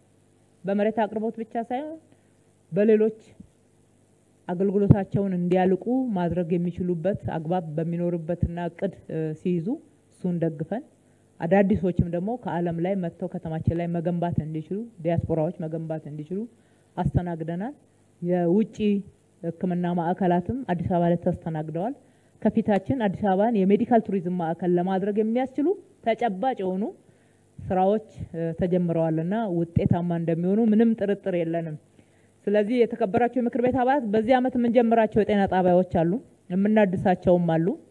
እሱ እንደተጠበቀ ሆኖ ግን በሁሉም ጋር በአንድ ጊዜ ይቀየር የሚለው እንግዲህ ነጮቹ ሮም ባንድ ጀንበር አልተገነባችም ይላሉና ቅደም ተከተል ስራችንን ማስያዝ እንደ ችግሩ ሁኔታ ቅድሚያ ሰጥተን መሰራት የሚገባቸውን የሰራን አገልግሎት ማላቅ ደግሞ ትልቅ ትኩረት የተሰጠው ጉዳይ ነውና ይሄንን እኩል ብንይዘው ጥሩ ነው የሚሆነው። ከስራ እድል አንጻር እንግዲህ አዲስ አበባ ሌሊትና ቀን የምትሰራ ከተማ ሆናለች።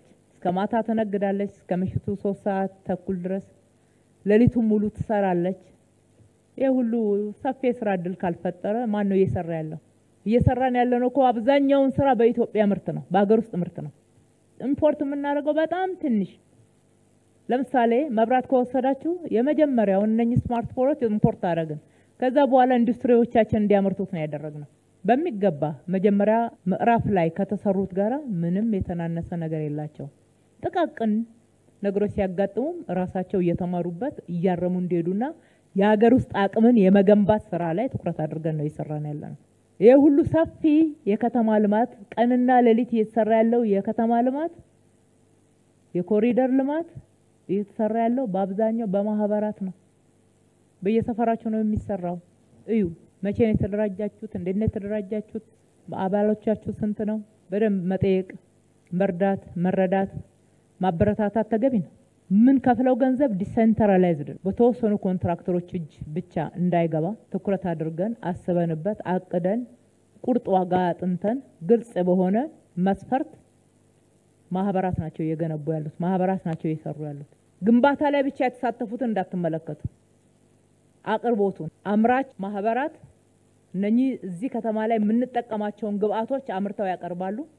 የሚገነቡት ደግሞ እሱን ተጠቅመው ይሰራሉ።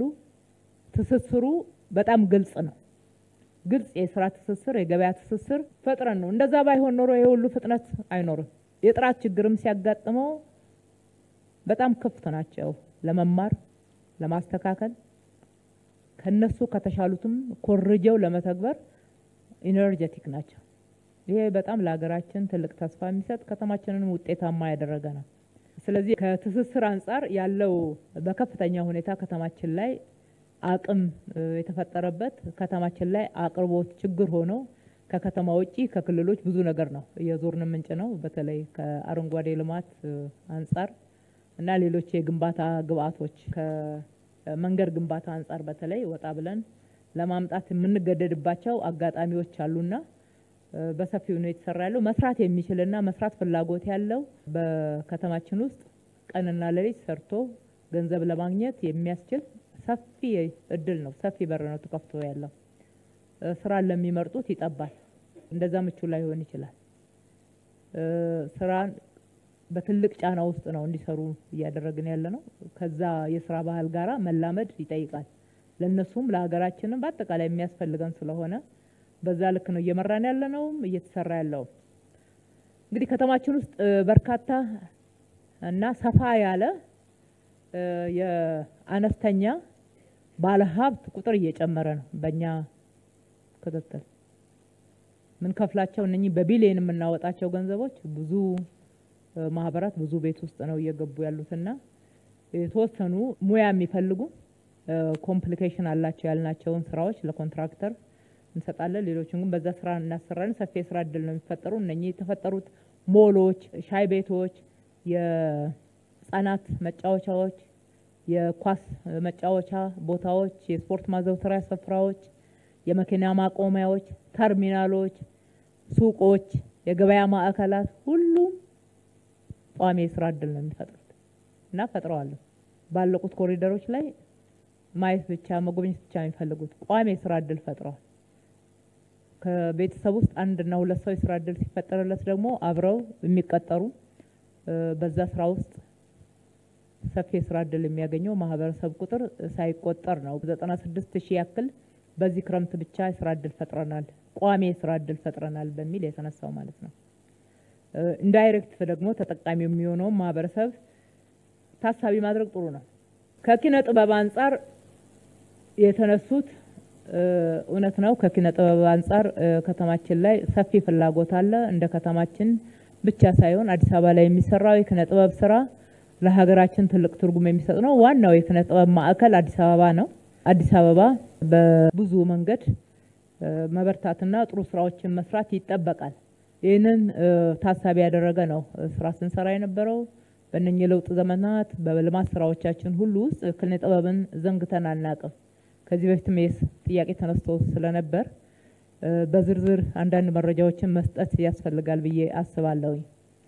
እንግዲህ ኪነ ጥበብ የወል ትርክታችንንም ሆነ ብሔራዊነታችንን ለማሳደግ ተግባቦትን ለማምጣት የአስተሳሰብ አንድነት ከዛም ደግሞ የተግባር አንድነትን ለማምጣት ትልቅ ሚና ትጫወታለች። ስለዚህ ኪነ ጥበብን መደገፍ፣ ኪነ ጥበብን እንዲያድግ እድል መክፈት፣ ማበረታታት ተገቢ ነው እንደ መንግስት። የኛ ሀገር ብቻ አይደለም፣ ወጣ ብለን ልምዶች ስናይ እነ ኒውዮርክን እነ ዱባይን ሌሎች ሀገራትን ጭምር የሰሩትን ስራ ለዓለም ያስተዋወቀና የቱሪስት መዳረሻ እንዲሆኑ ያደረጋቸው እዛ የተቀረጹ ፊልሞች እና የተሰሩ ኪነ ጥበብ ስራዎች ናቸው የመስህብ ማዕከል ያደረጋቸው። ይህንን ታሳቢ ባደረገ መንገድ በዚህ ደረጃ የኛ የኪነ ጥበብ ስራ ማደግ እንዲችል ማድረግ ላይ ተገቢው ድጋፍ ያስፈልጋል ብለን አቅደን በቢሊየን በጀት መድበን ነው ኢንቨስት እያደረግን ያለ ነው። በዝርዝር መረጃ የተወሰኑ ለአብነት ለማንሳት ያክል በእነኚህ ለውጥ ዘመናት ነባር የቲያትር ቤቶች፣ የሲኒማ ቤቶችን አድሰናል። ከአዲስ አበባ ባህልም አዳራሽ ጀምሮ መዘጋጃ ቤት ውስጥ ካለው ጀምሮ ማለት ነው። ሌሎችንም ነባር ቲያትር ቤቶችን ሀገር ፍቅር ቲያትርን፣ እነ ሲኒማ አምፐር፣ እነ ብሔራዊ ቲያትርን ጭምር የፌዴራል ነው ብለን ዝም አላልንም። ከተማችን ላይ በተገቢ ሁኔታ መስህብ መሆን እንዲችሉ የምንችለውን ያክል እድሳት አድርገናል። እነ ሜጋ አምፊ ቲያትር ታድሰዋል። አካባቢያቸውም የሚስብ እንዲሆን ለማድረግ ጥረት ተደርጎ ውጤት ተገኝቶበታል። ነባሮቹን ከማደስ በተጨማሪ ግን አዳዲሶች ኪነ ጥበብ ከአዳራሽ ወጣ ብላ ወደ ህዝብ ጠጋ ማለት አለባት። ብዙ ትውልዶች አሉ፣ አዳዲስ የሚነሱ ልጆች፣ አዳጊ ልጆች፣ ታዳጊዎች ታይለንት አላቸው። ታይለንታቸውን የሚያወጡበት የበለጠ ዓለም ላይ የሚመለከቱትን ራሳቸው መስራት የሚችሉበትን ፍላጎት ወደ ተግባር መቀየር እንዲችሉ ከ110 በላይ ፕላዛዎችና 50 ያክል አምፊ ቲያትሮች ተገንብተዋል አዲስ አበባ ላይ። በአዳራሽ ብቻ ማሳደግ ስለማንችል አዳራሽም ያስፈልጋል፣ ዘመናዊ ስቱዲዮዎች ያስፈልጋሉ፣ የቀረጻ ቦታዎች ያስፈልጋሉ። እሱን ታሳቢ ያደረገ ደግሞ አሁን እንግዲህ በቅርብ እዚሁ አድዋ ድል መታሰቢያ ላይ የጋሻና የድል ሲኒማ እዚህ ግቢ ተገንብቷል ማለት ነው። አድዋ ድል መታሰቢያ ላይ ጋሻ ሲኒማ አዳራሽ፣ ድል ሲኒማ አዳራሽ እዚሁ የሚገኝ ነው። በሳይንስ ሙዚየምም በተመሳሳይ ሁኔታ ተገንብቷል። ራሱን ችሎ ደግሞ ለኪነ ጥበብ ብቻ ተብሎ ለቲያትር ብቻ ተብሎ ከ2 ሳምንት በፊት ኦሎምፒያ ላይ የተገነባውና የተመረቀው እጅግ በጣም ዘመናዊ ባለ 14 ወለል ህንፃ ዓለም ላይ ቴክኖሎጂው የደረሰበትን በማጥናት ሙሉ ለሙሉ በመጠቀም ኪነ ጥበብን ለመደገፍ ምቹ ለማድረግ ሳቢ ለማድረግ ስራ ሰርተናል። ይሄ ቀላል አይደለም። በቴክኖሎጂውና በግብአት ብቻ በቢሊየን ያወጣ ነው። ትኩረትን ያሳያል ይመስለኛል። ህንፃውን ለመገንባት በቢሊየን ያወጣ ነው። ትኩረትን ያሳያል። በተመሳሳይ ሲኒማም ራሱን የቻለ ኮምፕሌክስ እንዲኖረው ሰንጋተራ ላይ አዲስ ሲኒማ ኮምፕሌክስ ግረ መንገዴን በዚሁ ጋብዛችኋለሁ። በነገው ዕለት ይመረቃል። እንድትገኙ አብረን እንመርቅ። በጣም ዘመናዊ ህንፃ ነው። ባለ 15 ወለል በርካታ ዘመናዊ የቴክኖሎጂ ግብአቶችን እንዲጠቀም አድርገናል። በቢሊየን ነው በጀት የመደብነው ለውስጡ ግብአትም ከውጪ ግንባታውንም ለመገንባት የተገነቡበትንም ቦታዎች ተመልከቱ። አይከን የሆኑ የከተማችን ቦታዎች ላይ የተገነቡት። ሁለተኛው አደረጃጀታቸውን ማስተካከል ነው። መንግስት ቤት ውስጥ እነኚህ ተቋማት ተቀምጠው በሚገባ ሙያቸውን አውጥተው በነፃነት ሙያዊ ነፃነታቸውን ጠብቀው መስራት አስቸጋሪ ስለሚሆን በቢሮክራሲ አይን መመልከት ስለሌለብን ራሳቸውን የቻሉ አደረጃጀት እንዲኖራቸው አድርገናል። ሲኒማ ቤት ራሱን ችሎ አንድ ተቋም እንዲሆን፣ ቲያትር ቤቶች ራሳቸውን ችለው አንድ ተቋም መሆን እንዲችሉ የሙያዊ ነፃነታቸው ጠብቀው የበለጠ ራሳቸውን ማሳደግ እንዲችሉ እድል የሚፈጥር ነው። በአሰራርም ጭምር ተደግፈዋል። ሁለተኛ በበጀትም ሁሉ ጊዜ መንግስት ላይ የሚደገፉ ወይም ደግሞ ከመንግስት የሚጠብቁ እንዳይሆኑ ተደርጎ ነው። እነኚህ ህንፃዎች አብዛኛው ክፍላቸው ገቢ የሚያስገኝ ነው። እነሱ ከሚጠቀሙበት ተጨማሪ ያለው ደግሞ ገቢ ማስገኛ እንዲሆናቸውና ቋሚ ገቢ ማግኘት እንዲችሉ የሚያደርግ ነው። ከዛው ደግሞ በሚሰሩት የኪነ ጥበብ ውጤት ናሬሽንን ከማስተካከል ከመገንባት በተጨማሪ የወል ትርክቶቻችንን ብሔራዊነትን ከመገንባት የህዝብን አንድነት የህዝብን እሴት ባህሎቻችንን በዛ ውስጥ ያለውን አንድነት ቅድም ስናደንቃቸው የነበሩ የህዝብ እሴቶችና ትውፊቶችን ለዓለም ከማስተዋወቅ በተጨማሪ ራሳቸውም ደግሞ ከዓለም ጋራ ተወዳዳሪ ሆነው የነሱንም ገቢ ማሳደግ የሚችል የሀገርንም ገቢ ማሳደግ የሚችል የቱሪስት መታሰቢያ መሆን እንድንችል የሚያደርግ ስራ ይሰራሉ ብለን እንጠብቃለን። በዚህ በኩል ከያንያን የኪነ ጥበብ ባለሙያዎች ደግሞ ራሳቸውን ማሳደግ፣ ቤቱን በሚገባ መጠቀም፣ ቴክኖሎጂውን በሚገባ መጠቀም ዓለም ከደረሰበት የሙያ ስታንዳርድ አንጻር ራሳቸውን መቃኘት፣ በተለይ ደግሞ ወጣቱ መውጣት አለበት። ለወጣቱ በደንብ በር መከፈት መቻል አለበት። ታይለንት ያላቸው ትልልቅ ስራዎችን መስራት የሚችሉ ፈጥነው ከዓለም ጋራ ኮኔክት አድርገው አዳዲስ ፕሮዳክትን ማምጣት የሚችሉ ወጣቶች አሉና ዩኒቨርሲቲዎችም እነኚህም በተለይ አዲስ አበባ ዩኒቨርሲቲ እንደዚህ አይነት ወጣቶችን በማሰልጠን በማስመረቅ በኩል ትልቅ ድርሻ ስላለው ለነሱም ምቹ ሁኔታ የሚፈጥር ትላልቅ በር ተከፍቷል። አንጋፋዎቹን የሚያከብር ከአንጋፋዎቹ መማር በተጨማሪ ደግሞ ለወጣቶቹ ሰፋፊ እድል የሚሰጥ ነው። ስለዚህ ትኩረት ሰጥተናል ለማለት ነው። ትኩረት ሰጥተን እነኚህን እየሰራን ነው። ከዚህ በኋላ ደግሞ በኮንቴንት እየገመገምን ድጋፍ የምናደርግ ያጠራቸውን ወይም ደግሞ ያነሳቸውን የምንደግፍ ነው የሚሆነው። በመጨረሻ ከኮሪደር ልማት ጋራ የተነሳ ስራ በተመለከተ የተወሰኑ ማብራሪያዎችን ለመስጠት አንደኛ የኮሪደር ልማትን ከማስፋት አንጻር ልማቱ ያልደረሰባቸው ማህበረሰብ ክፍሎች ጥያቄ ያነሳሉ ተብሎ የተነሳው ትክክል ነው። እኛ ጋም ጥያቄ የሚመጣባቸው አካባቢዎች ያሉ በተለይ ከኮልፌ ክፍለ ከተማ ይመስለኛል እኛ ጋር ከሚቀርበው ጥያቄ አንጻር ልክ ነው። በየአካባቢው ከተማችንን የማደስ ከተማችንን የማዘመን ከተማችንን የማጽዳት መሰረተ ልማቶችን ለህዝብ ተደራሽ የማድረግ ስራ ሁሉም የከተማችን አካባቢዎች ላይ በጣም ያስፈልጋሉ። የተጀመሩት ስራዎች እና የተገኙት ውጤቶች ከከተማችን ስፋት አንጻር ገና ነው። ገና ከዚህ በላይ መስራት ይገባናል። እነኚህ ስራዎች ግን ስንሰራ አቅደን ነው የምንሰራው። አቅደን ተዘጋጅተን እንደምታውቁት ቤት ያስፈልጋል። ለመሰረተ ልማቶቹ የበጀት ዝግጅት ያስፈልጋል። በጀቶቻችን ላይ ቅደም ተከተል ማስያዝ ግድ ይለናል። ከዚህ አንጻር ምክር ቤቱ ባለፈው ያጸደቀልን የ2018 ትልቁ ትኩረት የቤት ግንባታና የውሃ አቅርቦት ነው ብለን አጸድቀናል። ምክር ቤቱ ዋናውና ትልቁ ትኩረት የመኖሪያ ቤቶች ግንባታ ላይ ነው። በመቶ ሺዎች ጀምረናል። ለምክር ቤቱ መረጃ ይሆን ዘንድ ለማለት ነው። ይሄ እንደተጠበቀ ሆኖ ደግሞ የተወሰኑ መንገዶች ስታንዳርዳቸው መጠበቅ ያለባቸው የትራፊክ ፍሰቱን ለማስተካከል የሚችሉ ታቅደው ቅድሚያ ተሰጥቷቸው መሰራት ያለባቸው ህዝብ የጠየቃቸው መንገዶች አሉ። እነሱም መንገዶች ስንሰራ የኮሪደር ልማት ስታንዳርድን ነው የምንተገብረው። በአዳዲስ መንገዶቻችን ላይ የሳይክል መንገድ በሚያስፈልግበት ቦታ የሳይክል መንገድ፣ የእግረኛ መንገድ መስፋት፣ ተሽከርካሪ መንገዶች ስፋታቸውን ጠብቀው ለዛሬው ችግር ማስተንፈሻ ብቻ ሳይሆን ከዘላቂ ልማታችን አንጻር ግብአትን የሚያመጡ ሆነው እንዲገነቡ እናደርጋለን። ሁሉም ባንዴ ግን መጀመር አንችልም። አሁን አጥንተን የጨረስነው ከኡራኤል ወደ ቦሌ ብራስ ወደ ቦሌ ቪአይፒ ኮኔክት የሚያደርገው ነው። እሱ እየተሰራ ነው ያለው። በፍጥነት ካልሰራን ደግሞ እንደምታውቁት ቢዝነስ ላይ ተጽዕኖ ያሳድራል። በአካባቢው ላይ የተወሰነ የትራፊክ ፍሰቱን ጫና እንዲፈጥር ያደርገዋልና በጣም በፍጥነት የጀመርነውን እየጨረስን ነው። አዳዲስ የምንጀምረው በዚህ አመት ኮሪደር ብለን እንደ ኮሪደር እንደ አዲስ የምንጀምረው አይኖረንም። ጥናት እናደርጋለን፣ ቤቶች እንገነባለን። በጥናታችን መሰረት ከህዝብ ጋራ ቅድሚያ የምንሰጣቸው ቦታዎች ያልናቸው ላይ ውይይቶች እናደርጋለን። ተግባቦት የመፍጠር ስራዎችን እንሰራለን።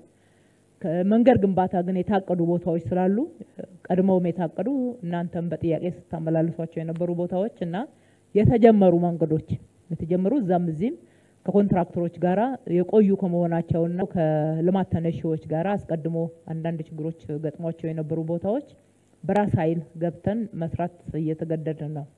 ምክንያቱም የቆዩ ከመሆናቸው የተነሳ ተደጋጋሚ የዋጋ ማሻሻያ ይቀርባል። እኛ ደግሞ አሁን ከምንሰራው አንጻር አዋጭ አለመሆኑን አጥንተናል። ለማቋረጥ ስንሄድ ወደ ኢንተርናሽናል ክሌም እየሄዱ ናቸው። ቀድሞ እንግዲህ በጣም ኳሊቲ እና ጥራት ያለው መንገድ የሚገነቡት በብዛት የውጭ ናቸው ተብሎ ይገመታል መሰለኝ።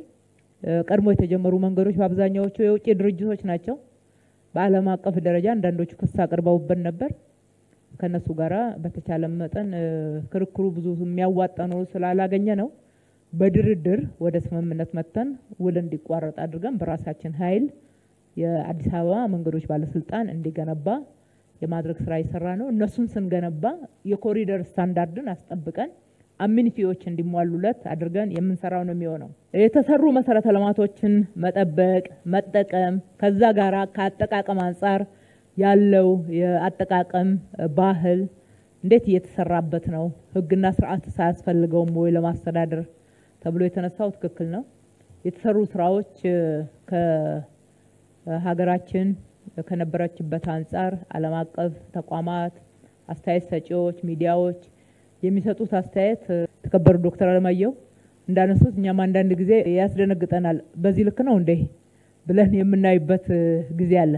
እንደገና ተመልሰን የምናይበት ያ ክትትላችንን ጭምር ጠበቅ እንድናደርግም፣ ሁለተኛ ነገር ደግሞ የተሰሩ ስራዎች በተገቢው ስራ ላይ እንዲውሉ የማድረግ እንደዚህ አይነት ስራዎችን በምንሰራበት ሰዓት ለሀገራችን ያለውንም አስተዋጽኦ ተገቢውን ትርጉምና ክብር እንዲያገኙ የማድረግ ስራ ላይ ትኩረት አድርገን እንሰራለን። እውነቱን ለመናገር ከነበርንበት የጽዳት መሰረተ ልማቶች አጠቃቀም ስርዓት አንጻር ስናየው ሺፍት ነው ያለው። መሻሻል ብቻ ብዬ አልገልጸውም። እኔ ትልቅ ለውጥ አለ። የተሟላ አይደለም፣ ትልቅ ለውጥ አለ። አንዱ ቅድም አብዛኛዎቻችሁ ስመሰክሩ እንደነበረው በዓላቱ ላይ አየን አይደለም። እዚህ ከተማ ላይ የሚጠቀምበት የኔ የሚለው ማህበረሰብ አይደለም በእንግድነት የመጣው እንኳን እንዴት መሰረተ ልማቶቹን ሳስቶ እንደሚጠብቅ አይተናል። ሁለተኛ በጸዱና በቂ ተጨማሪ መጠቀሚያዎች ያሏቸው አካባቢዎች ላይ ትልልቅ ለውጥ አለ። አልፎ አልፎ የሚያጠፋ ያጋጥማቸዋል። ጥቅሉን ስናወራ ግን ለውጥ አለ። በሁሉም ቦታዎች ላይ የቆሻሻ መጣያ ደስትቢኖች አሉ። ደስትቢን ይጠቀማል። መጸዳጃ ቤቶች አሉ። መጸዳጃ ቤቶች ይጠቀማል። ያልከፈትናቸው መጸዳጃ ቤቶች ላይ ቅሬታ ያቀርባል። ለምንድነው የማይከፈቱት? የሚያጠፉ ሲያይ ጥቆማ ይሰጣል፣ ያስይዛል፣ ያስቀጣል ራሱ ማህበረሰቡ። ይሄ እኮ ትልቅ ለውጥ ነው። በጣም ትልቅ ለውጥ ነው። እንደውም በጣም እንድንሰራ የሚያበረታታን አቅም የሚሆነን ይሄ የህዝቡ ለውጥ ነው። ሁለተኛ ከብክለት ጋራ ተያይዞ ያለው ነው። ይሄም ጭምር ህግ አለው። ህግ አውጥተናል። ቀድሞም ነበረ እኮ ህግ ቀድሞም ነበረው፣ ግን ያሁኑን አዳዲስ መሰረተ ልማቶችን ስለጨመርን እነሱን ታሳቢ ያደረገ ደንብ አውጥተናል። ከአካባቢ ጥበቃ ጋራ ተያይዞ ከወንዞች ብክለት ጋራ ተያይዞ የተሰሩ ስራዎች መቼም የአዲስ አበባ ወንዞች ትንሳኤን የሆነላቸው ሞተው ነበር፣ አሁን እየዳኑ ነው። ሞተውም ይገሉ ነበር። ብዙ በጤና ጠንቅ ህይወታቸው የሚያልፉ ሰዎች እንግዲህ ቤት ይቁጠረው። እነ ዶክተር ዮሐንስ መረጃው በመጠኑ አላቸው ብለን እናስባለን፣ ሲሰጡንም ስለነበረ። በተጨማሪ በጎርፍ ምክንያት በየክረምቱ የሚጠቃው ህዝብም እንደዚሁ ቀላል አልነበረም። በእሳት አደጋም በተመሳሳይ ሁኔታ እዛ አካባቢ ትንሽ ከከተማው ፕላን ውጪ የተገነቡ ከመሆናቸው አንፃር ለነኚህ ሁሉ ይዳረጉ ነበር። ከሁሉ በላይ ግን ወንዞቹን የገደለው ከየመስሪያ ቤቱ ከየጤና ተቋሙ ስለ ጤና የሚያስተምረው ጤና ተቋም ማለት ነው፣ ከየዩኒቨርሲቲው ስለ ንጽህና የሚያስተምረን የሚነግረን ተቋም፣ መቆጣጠር ከሚገባው የመንግስት መስሪያ ቤት ከየግለሰብ ቤቱ የሚወጣው ፈሳሽ ልክ እንደ ህግ የተፈቀደ ያክል ወደ አዲስ አበባ ወንዞች ነው የሚለቀቀው። ብዝሃ ህይወት ሲሞቱ ያው ታውቃላችሁ፣ ወንዙ አብሮ ይሞታል፣ ውሃው ይሞታል። አሁን አንደኛ ካችመንቱን የመመለስ ስራ እየሰራን ያለ ነው። ወንዞቹን የማዳን ብቻ ሳይሆን አካባቢው ለሰው በለጠ ምቹ ወክ የሚደረግበት፣ ሳይክል የሚነዳበት፣ ሰው የሚዝናናበት፣ ከዛም አልፎ አንዳንድ ግድቦችን ጨምረን ሌሎች ከተሞች ላይ የምናየውን የጀልባ አገልግሎት ጭምር መስጠት የምንችልበትን ትልልቅ መሰረተ ልማት ነው የገነባን ያለ ነው። ትልቅ አሻራ ነው። እዚህም መዛም ኮሪደር ልማት ብለን በየመንገዱ ከገነባ ነው በላይ መሰረታዊ የምንለው ትልቁ ለውጥ ወንዞች ላይ ያመጣነው ለውጥ ነው። አሁን የተጀመሩ 7 ወንዞች ናቸው። 45 ኪሎ ሜትር ነው።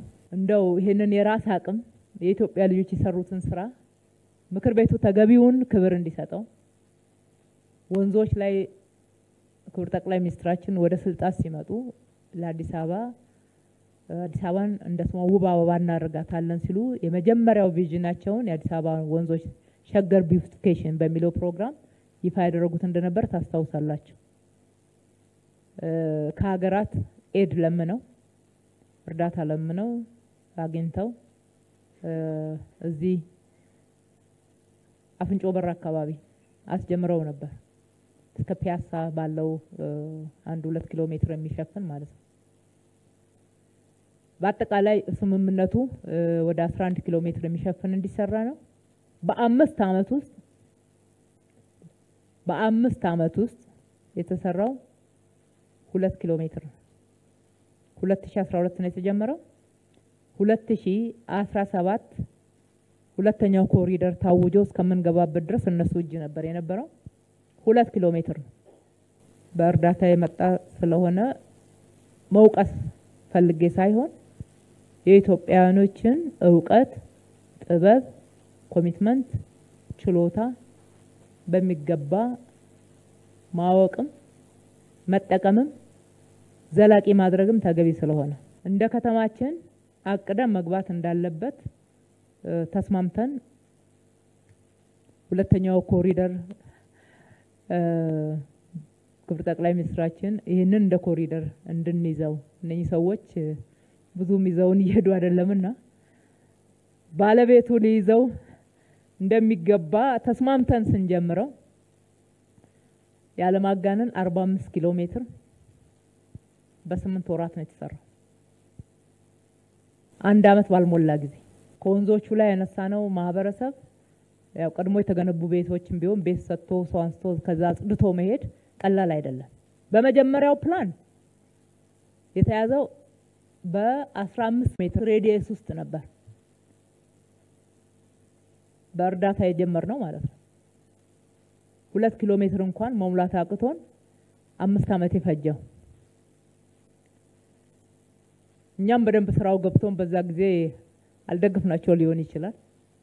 ለማንኛውም ባለፉት 9 ወራቶች ቦታውን ከማጽዳት እስከ ግንባታ ድረስ ባለው ከእንጦጦ እስከ ፒኮክ ድረስ 21 ኪሎ ሜትር እስከ 100 ሜትር ርቀት ድረስ እየሄድን እየሰራን ከአካባቢው ጋራ መኖሪያ ሲያስፈልግ ተጨማሪ አፓርትመንትን ያካተተ ሞልን ያካተተ ጉለሌ አካባቢ ብትሄዱ አሁን እዛ አካባቢ የእደ ጥበብ ስራዎችን መሸጫ ማምረሻዎችን ያካተተ ካፍቴሪያዎች ሰዎች የሚያርፉበት ትልልቅ ስራ እድል የፈጠሩ ፒኮክ ውስጥ ብትሄዱ ፒኮክ ፓርክ ጭምር ለዘመናት የተጣለ ነው ማለት ይቻላል። እንደ አዲስ ነው ስሙን ጠብቆ ዛፎቹን ብቻ ሳንነካ ኤቭሪቲንግ እንደ አዲስ አኒማል ሳፋሪ ወተር ፓርክ ትልልቅ መሰረተ ልማቶች ወክ የሚደረግባቸው አዳዲስ ከዚህ በፊት ያልነበሩን በኢትዮጵያ ውስጥ ሌላ ሀገር ስናይ ምን ጓጓላቸው መሰረተ ልማቶችን አስገብተን እየሰራን ነው። በቅርብ ጊዜ ያልቃል። እሱም ብቻ አይደለም እና አምባሳደር ፓርክ ማንም እኮ አይገባበትም ነበር። ጥንታዊ ፓርክ ነው፣ አዲስ አይደለም። ማንም አይሄድበትም። አይመችማ። ለአፍንጫም ለጤናም ሰው የተሻለ ቦታ ይፈልጋል። በአንድ በኩል የቁርጡሚ ወንዝ፣ በሌላ በኩል የቀጨኔ ወንዝ ከዛ ከነዘውዲቱ የሚወጣውም አንድ ላይ ተጨምሮበት አያስጠጋም ነበር። ሱሪ ኢኖቬት የማድረግ ብቻ ሳይሆን ሁለቱ ወንዞች እንዴት እንዲገናኙ እንደተደረገና እንደተገነባ በዚህ ሰዓት ብዙ ኤክስፕሌን አድርገን ላንጨርሰው እንችላለን። ነገር ግን ብክለትን ከመከላከል አንጻር ረጅም ርቀት ተሄዷል። ወንዞቻችን የቱሪስት መዳረሻ የማድረግ ስራ ተሰርቷል፣ እየተሰራ ነው። የሚቀሩን በርካታ ወንዞች አሉ። እነኚህን ከሰራን እነኛን ማንሰራበት ምክንያት የለም። እንደነገርኳቸው ዲዛይን እና ትልልቅ ሪቨር ባንክ ላይ ከሚሰሩት ውጪ ማህበራት ናቸው የሰሩት። ዲዛይን ላይ ክላሪቲ ፈጥረን ጥሩ ኮንሰልታንቶችና የኛም ያመራሩ የቅርብ ክትትልና ድጋፍ ተደርጎላቸው ማህበራት ናቸው 70 እጁን የሰሩት። በርካታ የተባበሩ የኛው ደግሞ ፓርትነሮች አሉ፣ የኢትዮጵያውያን ማለት ነው ባለሀብቶች አብረውን ሰርተዋል። እነሱንም እናመሰግናለን። ዶክተር አለማየሁ ካነሱ ጥያቄ አንጻር ህግ አውጥተናል። ያወጣነው ህግ ብክለትን መከላከል የሚያስችል ህግ ነው። ይህንን አጠቃላይ ማህበረሰቡ ላይ የታየውን ለውጥ ጆይን ያላደረጉ ወይም ደግሞ በዛ ደረጃ ያልተቀየሩ ወይም ደግሞ እየለማ ያለው የሌላ ሀገር ከተማ ይመስል ብዙም የማይመቻቸው አንዳንዶች እነሱንም ታሳቢ ያደረገ የለማው የህዝብ መሰረተ ልማት ነው፣ መጠበቅ አለበት። በተገቢው ጥቅም ላይ መዋል ስላለበት ጥብቅ ህግን ያወጣ ነው። በሌላው በኩል ደግሞ ተቋም አቋቁመናል። የኮሪደር ልማት አስተዳደር ትልቅ ኢንቨስት ያደረግንበት ስራ የሰራንበት የደከምንበት ስለሆነ ለትውልድ እንዲሸጋገር እንፈልጋለን። ስርዓት ይቀያየራል፣ ፖለቲካ ስርዓት ይቀያየራል። ነገር ግን ደግሞ ከተማችን ዘላቂ ናት። ለሁሉም የለማ ይሻላል፣ የለማ የተቀየረ ይሻላልና ማልማት መቀየር ደግሞ ለህዝብ ነው፣ ለትውልድ ነው። አትሊስት ለልጆቻችን ብለን እንኳን ማሰብ ይገባል። ስንሰራ እነኚህን መሰረተ ልማቶች መጠቀም ላይ ጥፋት ሲደርስ ሲሪየስ የሆኑ ቅጣቶች እንጥላለን። ይሄ ይቀጥላል ተጠናክሮ። አሁን በተለይ መስሪያ ቤቱ ከተቋቋመ በኋላ የአረንጓዴ ልማት ቢሮን፣ የአካባቢ ጥበቃ ባለስልጣንን፣ የውሃና ፍሳሽ ባለስልጣንን የበርካታ ባለድርሻ አካላትን ባካተተ መንገድ በተደራጀ መንገድ ተቋማቱ በጋራ የሚሰሩበት የአሰራር ስርዓትም በዚሁ ልክ ተዘርግቷል ማለት ነው። ሁሉም ኃላፊነቱን መወጣቱን እንደተጠበቀ ሆነው በጋራ ደግሞ የሚሰሩትን ተጠናክሮ ይቀጥላል። አዳዲስ ወንዞች ማልማታችን አይቋረጥም። በዚህ አመትም ይቀጥላል እሱ አዳዲስ ወንዝ። ምክንያቱም ከዛ የሚወጣው ፍሳሽ አንደኛ የከተማውን ነዋሪ የሚበክል ጤናን የሚጎዳ ነው። ሁለተኛ ነገር ደግሞ የአካባቢው ለብዙ ልማት መዋል እየቻለ በዚህ ሁኔታ መባከንም ስለሌለበት እሱ የሚቀጥል ነው የሚሆነው። ገበያችንንም ያሳድጋል፣ ቱሪዝምን ያሳድጋል፣ የሀገርንም ክብር ከፍ ያደርጋል። በዛ ደረጃ ታሳቢ አድርገን ነው እየሰራን ያለ ነው። የተከበራችሁ የምክር ቤት አባላት እነኚህን ለመረጠን ማህበረሰብ የከተማ አስተዳደሩን አስፈጻሚ ጥሪ መጠበቅ አያስፈልግም። ከማህበረሰባችሁ ጋራ ከመረጠን ህዝብ ጋራ ሆነን በየአካባቢያቸው የተሰራ መሰረተ ልማቶችን ማየት ማህበረሰቡ ከዚህ በላይ ያጠቃቀም ልምድ ላይ ግልጽነት እንዲኖረው በራሱ ገንዘብ ነው የተገነባው፣ ለሱ ነው የተገነባው፣ መጠበቅ እንዲችል መጠቀም እንዲችል ተጠቃሚነቱን ማረጋገጥ ላይ ቀጣይነት ባለው መንገድ ክትትል እንዲኖረው ማድረግ ላይ ከዚህ በላይ ለውጥ እንፈልጋለን። በየአካባቢው ሲቆሽሹ ሲበላሹ ሳይ ማህበረሰቡ ራሱ ዋና ጠባቂ ዋና ጠበቃ መሆን እንዲችል ማስገንዘብ ላይ በዛ ደረጃ ኃላፊነት ከዚህ በላይ እንዲሰማውና እንዲቆጣጠር ማድረግ ላይ በጋራ እንስራላለው። የተነሱት ጥያቄዎች በሰጠውት ማብራሪያ ልክ ብቻ ሳይሆን በእቅዳችን ውስጥ ከዛ በላይ ትኩረት ሰጥተን በሚቀጥለው የግምገማ ወቅታችን የክትትልና የሪፖርት ወቅታችን ደግሞ በተግባር ምን ያክል ተተግብረዋል የሚለውን የገመገምን ምን ሄድ ነው የሚሆነው። እጅግ አድርጌ አመሰግናለሁ።